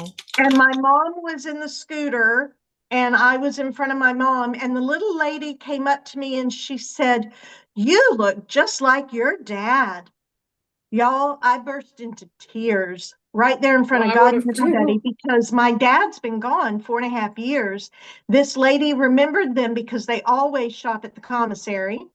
Together, the two of them did until he died at 86 and almost 87. And to know that somebody still remembered my dad fondly and enough to recognize me in him, it just touched me, but it also made me pretty sad for, I mean, it was all the emotions, all the feels, but yeah. Jennifer says, I think just life in general. So she answered your question. And then she says, no, Rita says, you have life burnout based on a situation such as if you're having to take care of an adult parent 24/7 can cause burnout. Life burnout can make you grumpy. And then Jennifer says, yes, she has a huge lack of motivation, doesn't know if it's depression or just burnt out. And then Rita says, it is situational, meaning situation change should go away or lessen. And then Robin says, my dad used to call me Abby Normal. I think it was his way to cope with me. Wow. Oh, I'm sorry, but that happy normal. Oh, geez. That's just, yeah, I don't know. Was it said in love? I hope. I don't know. Because that doesn't sound like it. I don't know. I didn't even know what a shutdown was until I had my shutdown. And I had my shutdown right after my dad passed. And my Yeah, shutdown, me too. yeah, and my shutdown lasted a really long time, at least, wouldn't you say about 2 years, Myra, probably? At least. At least two, Yeah. Oh, yeah, goodness. 2 or 3 years, yeah. Yeah. It was scary to me for you. Yeah, it was really bad. I just could not function. And I wanted to stay in bed and never get out of bed ever again because all of the everything piled up on me at once when that happened. And I didn't have, when I look back on all of this, I realized that part of the reason I didn't get help is because I didn't know I could get help. Number one, number two, I didn't have any kind of support system in place to help me deal with when something bad happened, because bad had been in my life all of my life during that time frame. So I had no skill set, no toolkit, no nothing. So I suffered through it. And I'm not exactly sure when I finally pulled myself out of it, but at some point, but I still wasn't who I was before the shutdown. I was totally different when I came out of it versus what I was before the shutdown. Well, So the fact of the matter is we're all new every day. We're all different every day. You know? Yep. Mhm. It sounded quite Canadian, didn't it? You know? Oh boy. Or maybe it's all that Outlander I've been watching. Maybe it's the Scottish coming out. I don't know. There you go. Yeah, I wonder how they deal with, but I wonder how people dealt with depression back when there was no such thing as talking to doctors or, I wonder how they dealt drinking. Yeah, that's what I think happens here. And they're priests. Oh yeah, I guarantee you in Greenland. Oh yeah. Oh yeah. Lots of drinking. Not to put a damper on everything, but there was a KNR and Sir Mitziak posted a news thing yesterday. There's a 19-year-old boy that lives here in my town. He's missing right now. He's been missing since Thursday. And the minute I heard it, it was like instant flashback to the young girl who, when I first met her, I moved here in 2011. She was 4 years old, maybe. So I watched her grow into a teenager. And then I got a message from her mother, said, "Have you seen my daughter? Has she been by your house maybe to see the dogs or something?" And I'm like, "No." Why? Because she's missing. Mhm. She went out to nature and she harmed herself. Oh, I'm so sorry. Now I'm thinking this 19-year-old boy's done the same thing, because we've had an epidemic in this town of that over the last 10 years. And who you think, Nikolai's uncle did it this year.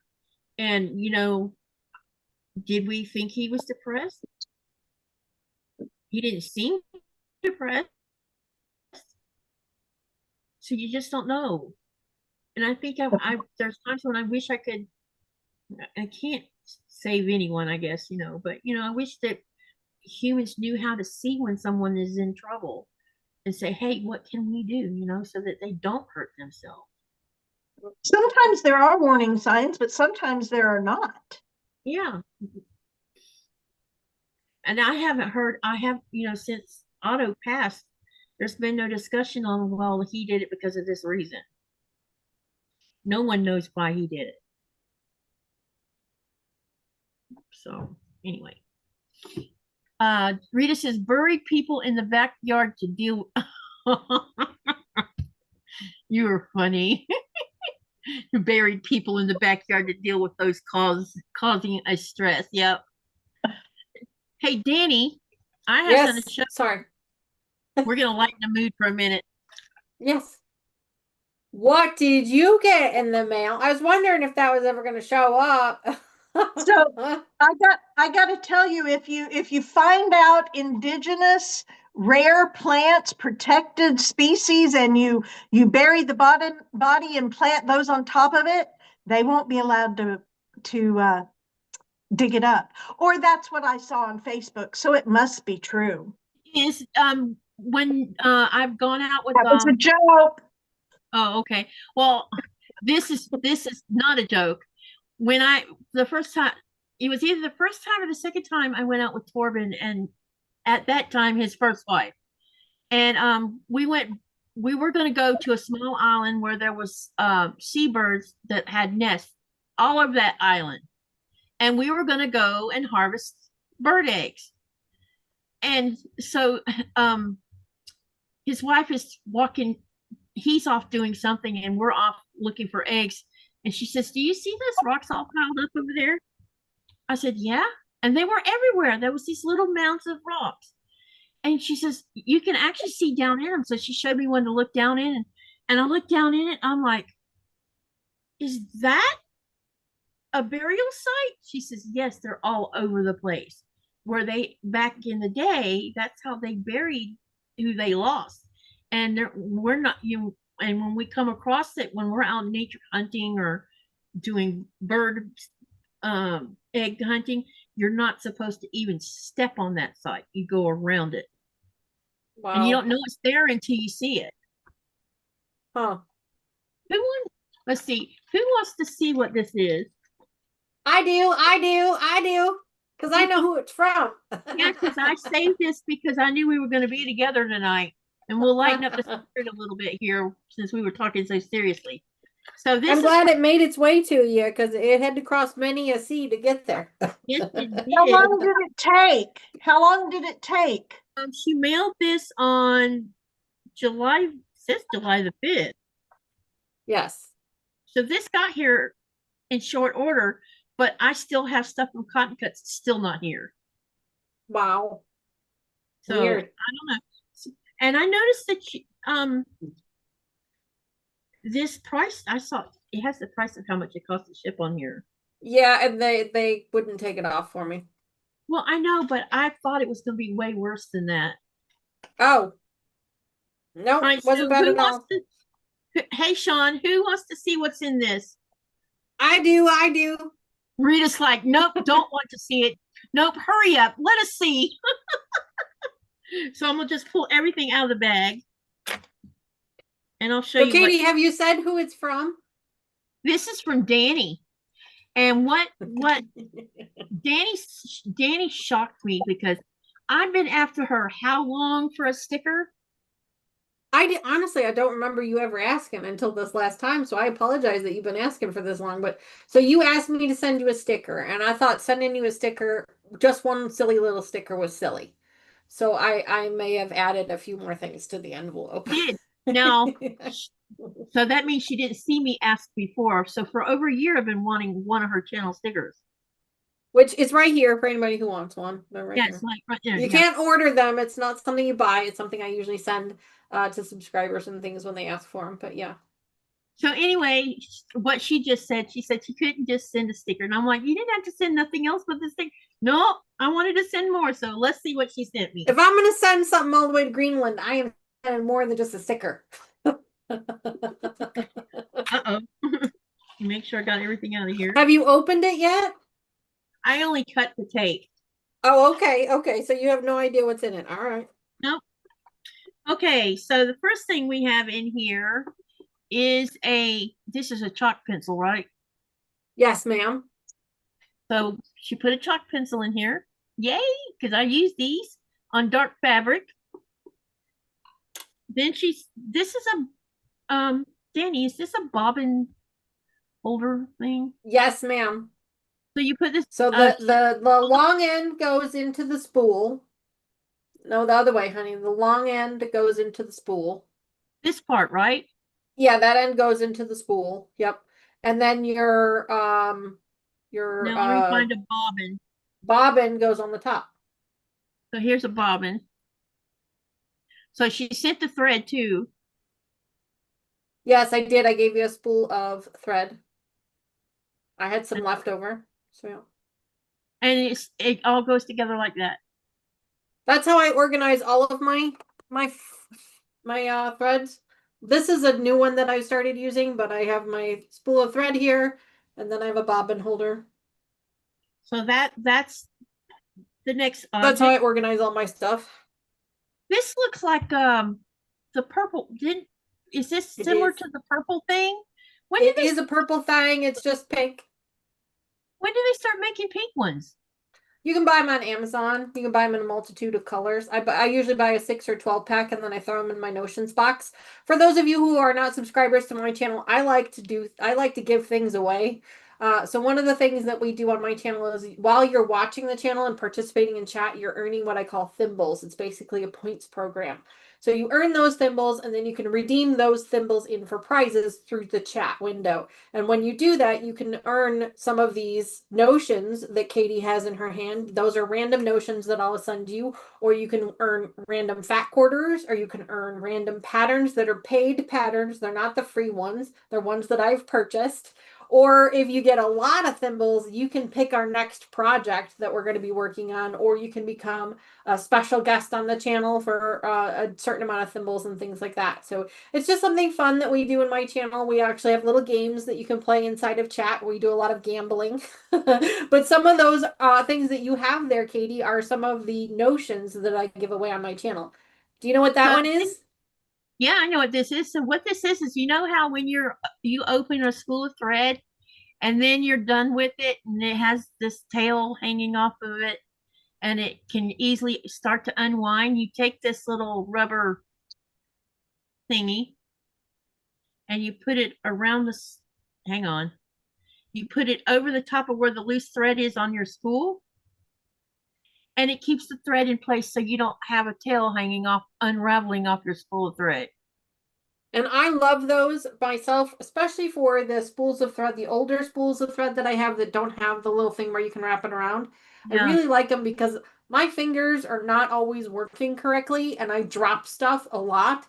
And I am known to drop either my thimble or my bobbins or my spools of thread, and they roll down the hallway and unwind on me. So rather than having to cut that thread or trying to rewind it, I just use those around the wrap around there, and so that way if I do drop it, then I don't have to worry about it.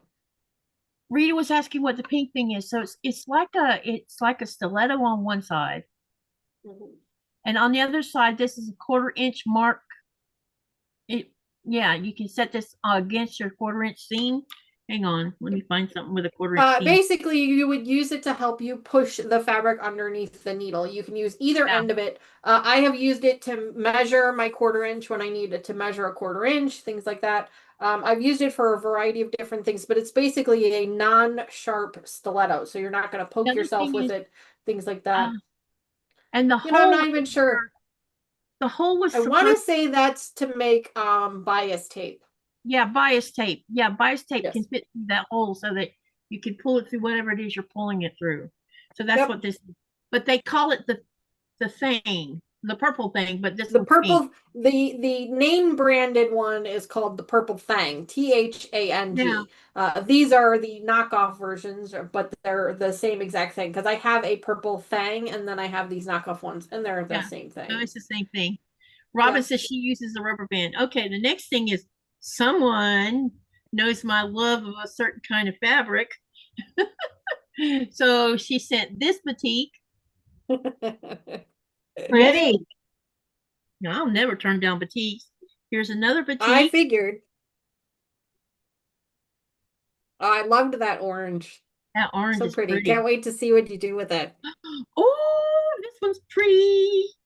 Here's one that's turquoise with looks like fluffy little flowers on it. Isn't it gorgeous? That is So beautiful. pretty. That really So looks pretty. great. This is gonna be fun to use. So she sent me 3 fat quarters also. And then let's get to the meat of this. Here's an envelope. And it has on the outside, it has her sticker. There's my sticker, but I promise there's another one in there that you can actually use. You're That's right. not the sticker I sent you. Card says thank you. On the inside, Let's see if she can read it because my handwriting is I'm about to terrible. read it. She says, I never sent anything this far from here, so hopefully this reaches you. I'm so grateful to have met you and become your friend. I have terrible handwriting, so I As promised, here is a channel sticker and a few other things. I hope you find them to be useful. See you soon, Danny. Oh, that's so sweet.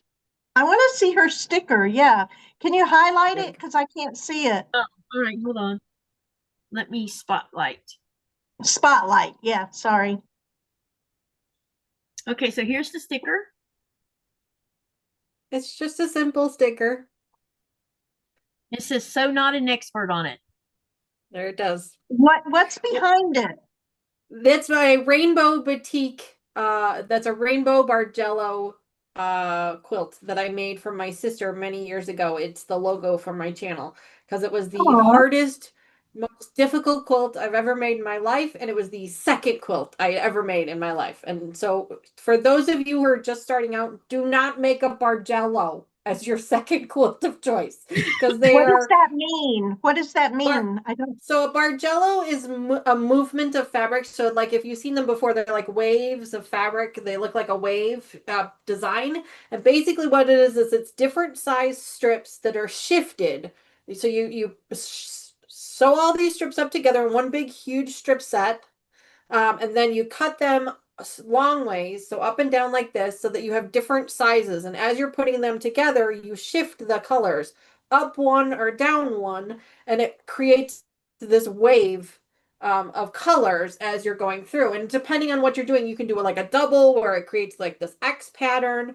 And there's just a bunch of different ways you can do it. For that particular rainbow quilt, which unfortunately I don't have it because I gifted it away many years ago.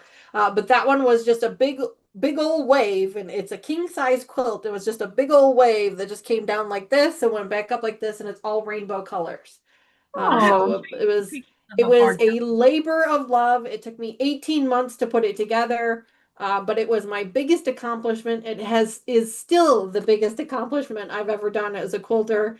I have tried in before to put them together, and they are just terrible. I hate them so much. The other thing she sent was this little cleaning brush for the sewing machine.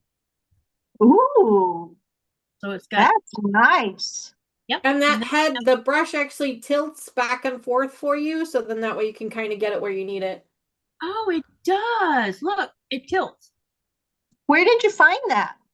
Amazon. Of That's course. Thank you for Yeah. thank you for all of this. I really appreciate it. Rita, I am really glad that you like making Bargello quilts. You can make all of mine from now on because they are, I don't know what it is, but my brain has a really hard time with them. But they are a lot of fun and they're beautiful quilts. That rainbow quilt turned out absolutely gorgeous. It's beautiful. My sister displays it wonderfully on her bed all the time. It's beautiful, but I will never make another one. And someone asked It's how one and done. Denise, she mailed this out on, or according to this sticker, it says it was mailed on July the July 5th. 5th. Yep. And today is the 27th. But Oh, this, you got it today? no, this actually came on Friday. I picked Okay. it up Friday, so it was here on Friday. But I was sitting on it because I knew you were going to come on the live, so I saved it. So But what, like 3 weeks then? Yeah, about 3 weeks. But my cotton cut stuff that was supposed to have been mailed in the middle of last month still hasn't come. So I don't know Wow. how this little package got here so quickly and why my cotton cut still isn't here. It says Yeah, I don't know. it shows it's still in Chicago of all places. So I don't know.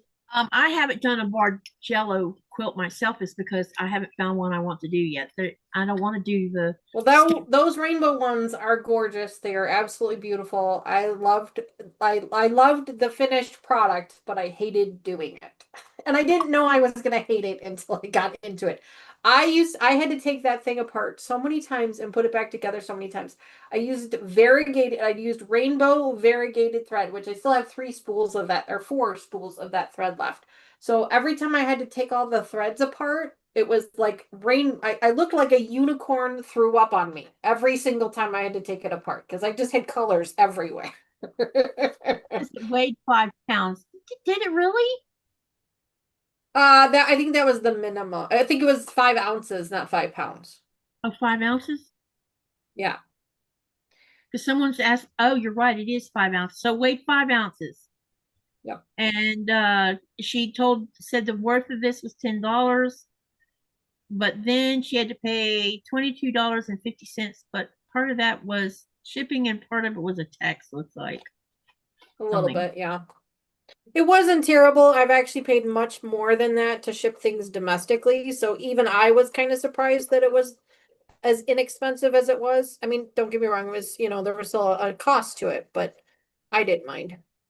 Yeah, I appreciate it because when I said, because I got that email saying that I had, and it had this LS on it. And so I went and stuck it in the United States Postal Service and it shows it was coming from, I think, Illinois or something. And Yes, I'm like, Illinois. Mm-hmm. wait a minute. This couldn't possibly be cotton cuts because that's what I thought it was to start with, but they never usually it doesn't have the LS, it's usually the EUM on the front of it. And so when I tried to look you up, I couldn't exactly tell where it was. And I'm like, okay, I know someone said they were sending me something, but who was it? It Anyway. was me. So there you go. You got, not only did you get 1 sticker, but you got 2 stickers. Ooh, yes. I gave you 2 stickers. Yeah, that. I've been wanting one of your There stickers. you go. Yeah, and I'm actually working on a new logo right now, so that I might end up with different stickers here. And if I do, I'll send you more stickers, but I haven't decided what I'm doing yet. So that sounds good. I need, this last time when I went to QuiltCon, I didn't have enough time to figure out how to have stickers made with my little logo, so I did business cards, and I gave away almost all of them. well, I don't know about in Greenland, but here in the States, I use Vistaprint, Vistaprint, Vistaprint, and that's who I order my stickers from. I order my business cards from them, and I order I have postcards too that I order from them as well. To me, I found those to be the least expensive, at least here in the States. And I've also just recently purchased my own printer to start printing my own, so then that way I can save myself even more money eventually. But right now, that's who I was getting mine from, was Vistaprint. Denise says there has been a lot of flooding and other weather issues in Chicago in the last month. Maybe the reason for the delay could be, Yes, but there has been. Yes, there has. Chicago is like a thorn in my side, let me tell you. When the pandemic was happening and Fat Quarter Shop and um, Missouri Star were running big specials in the month of November of 2019. And with Missouri Star, they were doing that add to the where you can have everything combined into one shipping if you wanted to. Right. So I was doing that, and when they shipped it out, and then the shutdown happened, and Fat Quarter Shop and Missouri Star and Cotton Cuts replaced all of my stuff that disappeared, which disappeared in Chicago because there Oh, was geez. no trace of it after that, none. And then on one of them, it was a $300 order. They Wow. didn't. That Quarter Shop didn't replace it not just once, twice. Wow. Because when it got to Chicago, it was bye bye. Can't find you anymore. And so I think someone was snagging. I can't really. I mean, I'm in northern Illinois, southwest suburb of Chicago, so I can't really say that surprises me. Unfortunately, I can't really say that surprises me. Unfortunately, I mail all of my stuff out of the suburbs, not out of Chicago, because of the same reason. So I figured it was probably somebody, when somebody was, because Yeah. and generally when a package completely disappears off the face of the planet, because you have tracking on it, and you normally gets scanned when it goes from this point to this point to this point. Well, it's usually one of two things that's not happened. Either it has fallen off the truck, as they say, or it was damaged during transit, and it was damaged so badly that they don't know where to return it to or who to send it to. Because I've seen that happen before as well. So it's usually one of those two things that's usually happening. Now, if it happened twice, though, that would be kind of a little bit of reason for concern. Yep. Okay, so we have hit the 2-hour mark. Yes, we have. So, anyone that's in the chat, do you want to comment on anything else that we've been talking about? Please comment. And while I'm waiting on answers for that, our next live Peace of Mind, Mending Pieces, will be on August the 17th at the same time, 4:30 Eastern Standard Time. And sorry for all the confusion and blowing up your messenger yesterday, Danny. No, that's totally fine. I'm sorry that I didn't get answers to you. I was in this class, and so I saw they were all you. So I'm like, well, she's really cool. She'll know I'm answering it. And then I saw the last one that said, just ignore everything I told you. I'm like, oh, that's easy enough. Yeah, that day also has 2 cruise ships coming in, and one's coming in at 7:30 a.m.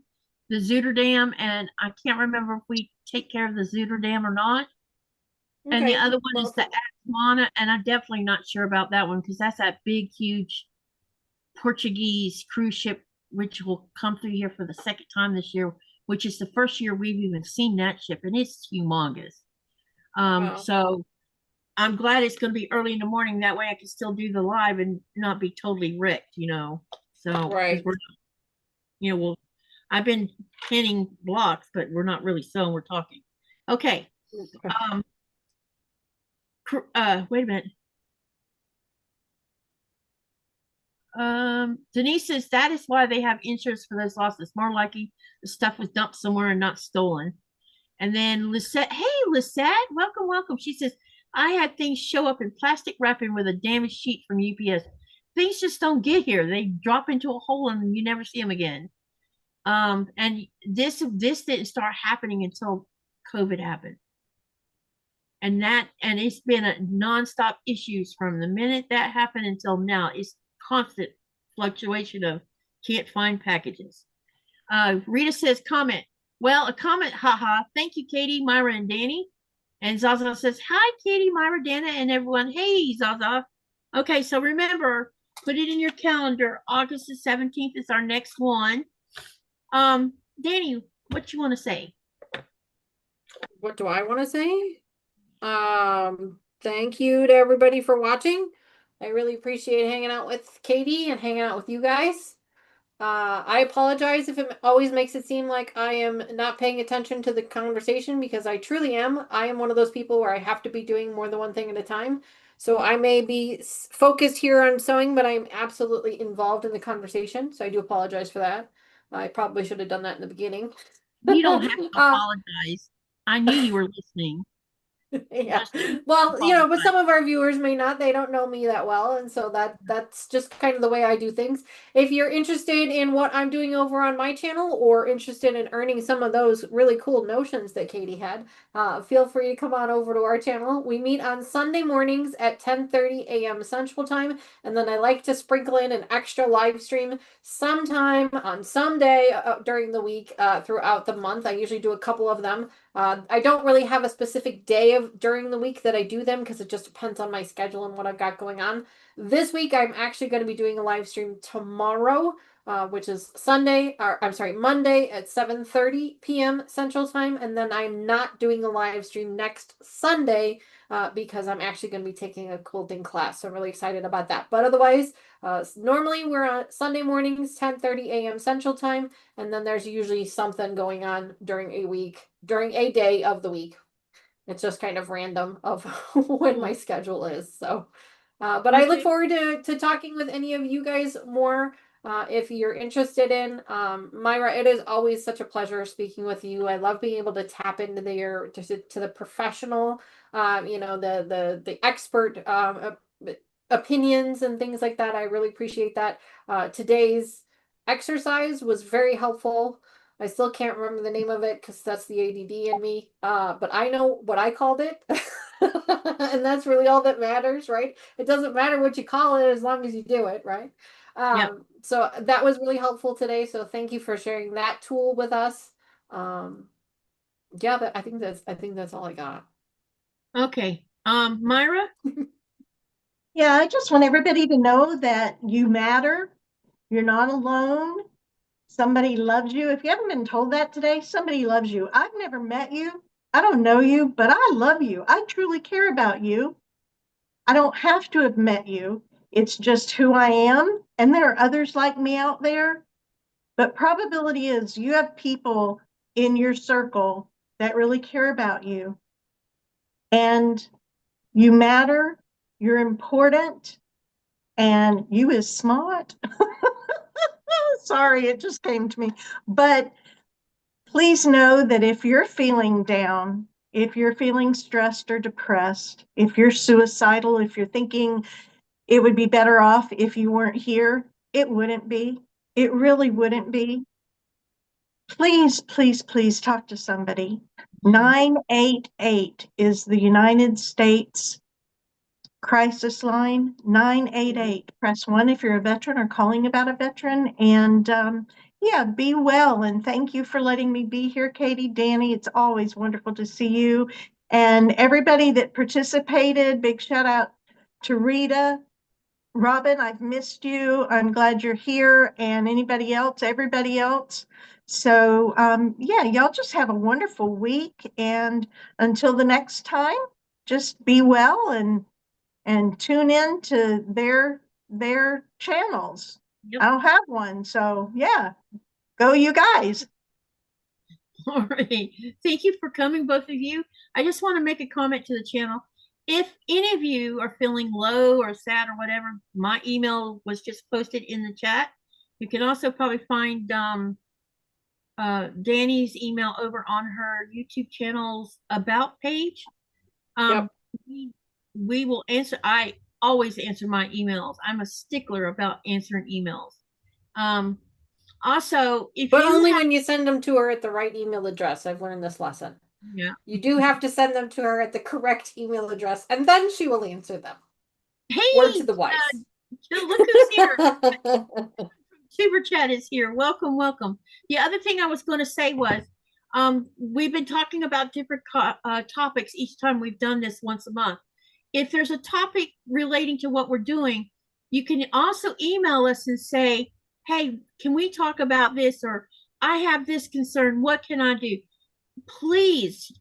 Oh, communication is the only way people can hear about it. It is if you ask or you send a message, say, can we talk about this? Or can we talk about that? This is what this is for. We're trying to build a community where people are not afraid to talk about the hard topic, because this should not have ever been taboo to start with. And we are working toward trying to make sure that people know it's okay to come in here, and we will listen. We will help you through it. We will try to answer your questions, or we'll give you info. We'll tell you, like what Myra did. She gave you a phone number. And I shared a couple of links, or if you just need to talk and vent, that's what we're here for. So we just want to make sure that you know that it's okay. And Katie, if it's a regular, if it's a subscriber or a person, that is often in your channel, you're welcome to give out my email. Okay. That's fine. I don't put it out there. I'm not going to do therapy with you. But I'm a friend and a fellow quilter and a fellow fabric person. So, I'm an asset and a reference for you too. Yeah. Please know though, if you ever tell me you're going to harm yourself or somebody else, I am a mandated reporter and I can find you. I'm just saying. You'd be surprised. You can run, but you can't hide. Not on my watch. You ain't dying on my watch. It's happened and it doesn't feel good, and I never ever want it to happen again. So yeah, we're here for you. The other thing is if you know someone close to you think is going to harm themselves, it doesn't hurt to ask for help for that person, because some people can see when someone's in trouble, and and if they did, when you ask, can I help, and they say no, that doesn't mean you can just like turn around and go the other way. You can, if you really think they're going to harm themselves, call someone, say, hey, I think this person's in trouble. Don't be afraid to ask the question. Are you thinking about harming yourself? Are you thinking about suicide? Don't be afraid. You're not going to put that thought in their head, ever, not ever. If it's there, it's there. You are not going to put it in their head. Ask the hard question. Please know that it's okay for you to ask that question. And if they say yes, and you don't know what to do, say, I don't know what to do. I don't know how to help you, but I know a number where we can call and talk to somebody. Will you do a 3-way phone call with me? I'm not saying a 3-way. I'm sorry, y'all. I have to joke. But will you do a 3-way call with me? Or if you're sitting there with them, will you let me call the crisis line and call it? And they'll give you resources. They'll be there for you 24/7. Yep. Rita says, okay, fine. No harming my goofy neighbor's sigh. Don't tell me about it. La, la, la, la, la. He also says, okay, venting. Wonder if that means there is air leak. Ha, ha, ha. She's the comedian today. My goodness. She apparently did take her meds today. No, I'm kidding. I'm so kidding. No. Y'all are hilarious. Anyway, that's it for us. Wait, it's not it. I want to know about the poll. Oh, the poll. Yeah, let's not forget about that. Okay, about the poll. I asked, which do you have the most trouble handling? Option 1 was stress. Option 2 was anxiety. Option 3 was both. And option 4 was neither. So here's the percentages. This is out of 38 votes. 29% chose stress as what they have trouble with. 13% said anxiety. 39% said both.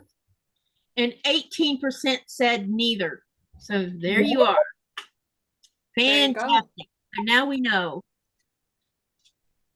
I was going to try to share. Hey, Kevin, can you type exclamation selfie to share your channel, please?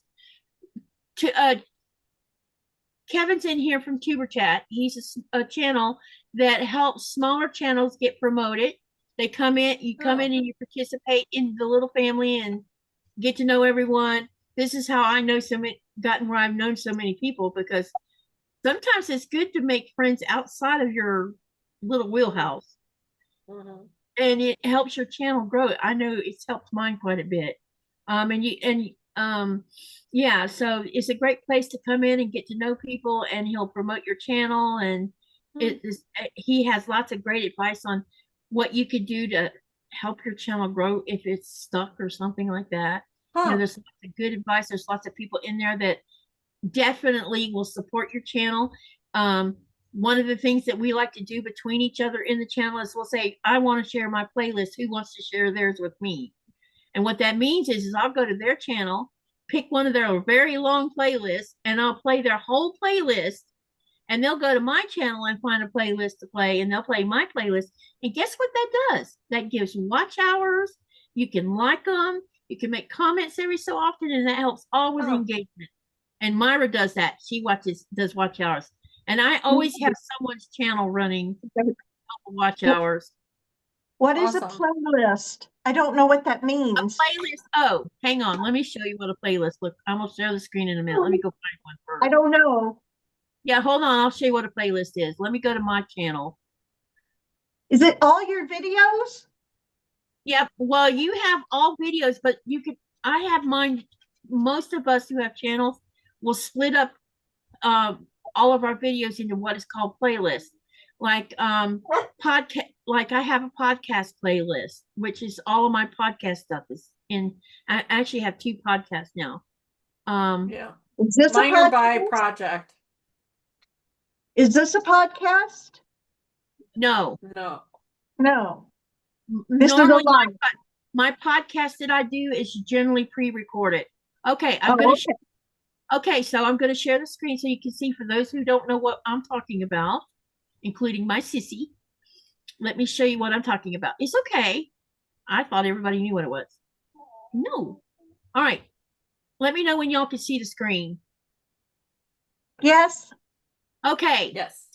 This is my main YouTube channel page, and down here you'll see it says home, videos, shorts, live, podcast, playlist, post, and membership. So if you click on playlist, then when you scroll down, these are all categories. So like this first one says midweek shenanigans, so that means Wednesday. So any video that I might have did as a pop-up on a Wednesday goes here. I have one that's Motor Blockhead 6. Now you know that I've been doing my Motor Blockhead 6 on the live. So you're going to find not only Friday, because I have a playlist called Fridays are for sewing. You will find this same video in that playlist, but you'll also find it. So if you were like, well, I know she did Motor Blockheads on Friday nights, but I want to just go through the ones that are only about Motor Blockheads. So I set up a playlist, and when you click on this playlist, wait, gotta go back. Hang on. I clicked on it the wrong way. Hang on. Where'd it go? Okay. So you want to click here. And it's going to, down here, see, it shows all of the Blockheads videos that's been exclusively for Motor Blockhead 6. That's what the playlist looks like. And I'm getting close to my 500 video mark. So I have tons of videos now, and categorizing them makes it easier for someone to find. And when they look at a playlist, see how this one says Fridays are for scrappy sewing. It shows there's 24 videos in that playlist. And someone say, well, okay, I'll just get that playlist and watch all of those in that one playlist.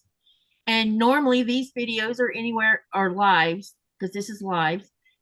These videos run anywhere between 2.5 hours to 5 hours, depending on when I shut off.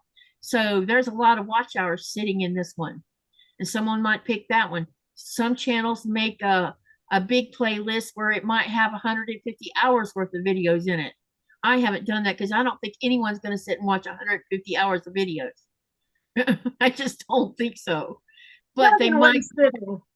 they might watch something that has 30 videos in it or leave it running in the background where you're getting watch hours. So that's what these playlists look like. Podcast is its own entity, and I have two sets of podcasts here. Last year's podcast, and then I have this one that says 2025. This is this year's podcast. The other one is from last year. So I've been breaking them apart where you don't have, because the list would be so long.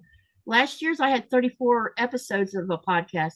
This year I'm only 6 in because I've been doing too many lives lately. Okay, so that's what it looks like, Sissy. Thank you. Every channel has playlists for the most part. Most of them, unless it's a really new channel that hasn't learned how to make playlists yet, and then all you do is just watch all their videos on that one screen. Yeah, I organize mine by our projects, so every project gets its own playlist.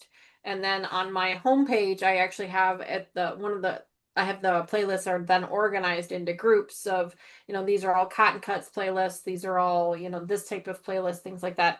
And the first one that I have on mine is these are the projects that we're currently working on, and I'm constantly changing that as we change projects. So then that way, people that are looking at my channel and they want to see what I'm working on right now can go to those playlists and see everything that I'm working on right now, and then everything else that's under that is things that we've already completed or that we're not working on anymore. Because like I said, on my channel, I like to rotate things. I like to rotate projects around because I get bored very easily.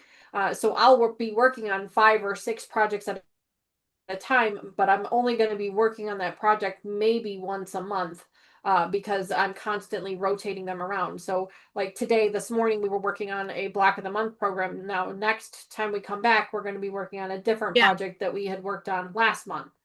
So things like that. So I know that's not everybody's cup of tea. Some people like to see the projects move a little bit faster and they like to see them done a little bit quicker. I have to do what works for my brain, because if I'm not enjoying it, then I know you guys aren't going to be enjoying it. So I understand that that's not everybody's cup of tea. That's just the way I run my channel. There's a million other channels out there to choose from of a variety of different things. So, and for those of you who came in here just for this particular live where we're talking about mental health, there is a playlist and it's called Peace of Mind Mending Pieces. And you will find every video that we've done, which this is tonight was episode 4. wow. So that's where you'll find me. So that way you don't have to go look through all of my lives to find that one video, because there's so many lives to look through. You can go into the playlist and look for Peace of Mind Mending Pieces, and voila, you're there. And you won't have to go try to scroll through until you find the right video. Because that if you go when you're going to the main page, a lot of times you see Boo Koodle's videos and you're like, oh my God, how am I supposed to find something? Go to the playlist. Right. Yeah. Okay. Sherry says, Katie, are you an overachiever? Ha! Wish I had your energy. Lately I've been pushing the envelope. I know. I can't help it. Well, Katie, I hate to do this, but I gotta get going. I gotta make dinner for my family at 6 o'clock my time here, so we gotta get going. I'm gonna take off. Okay. All right. Everybody remember to live, laugh, love, and dream. What do? You create something. Good night, everyone. Bye. Bye, everybody. All right. Wrong browser.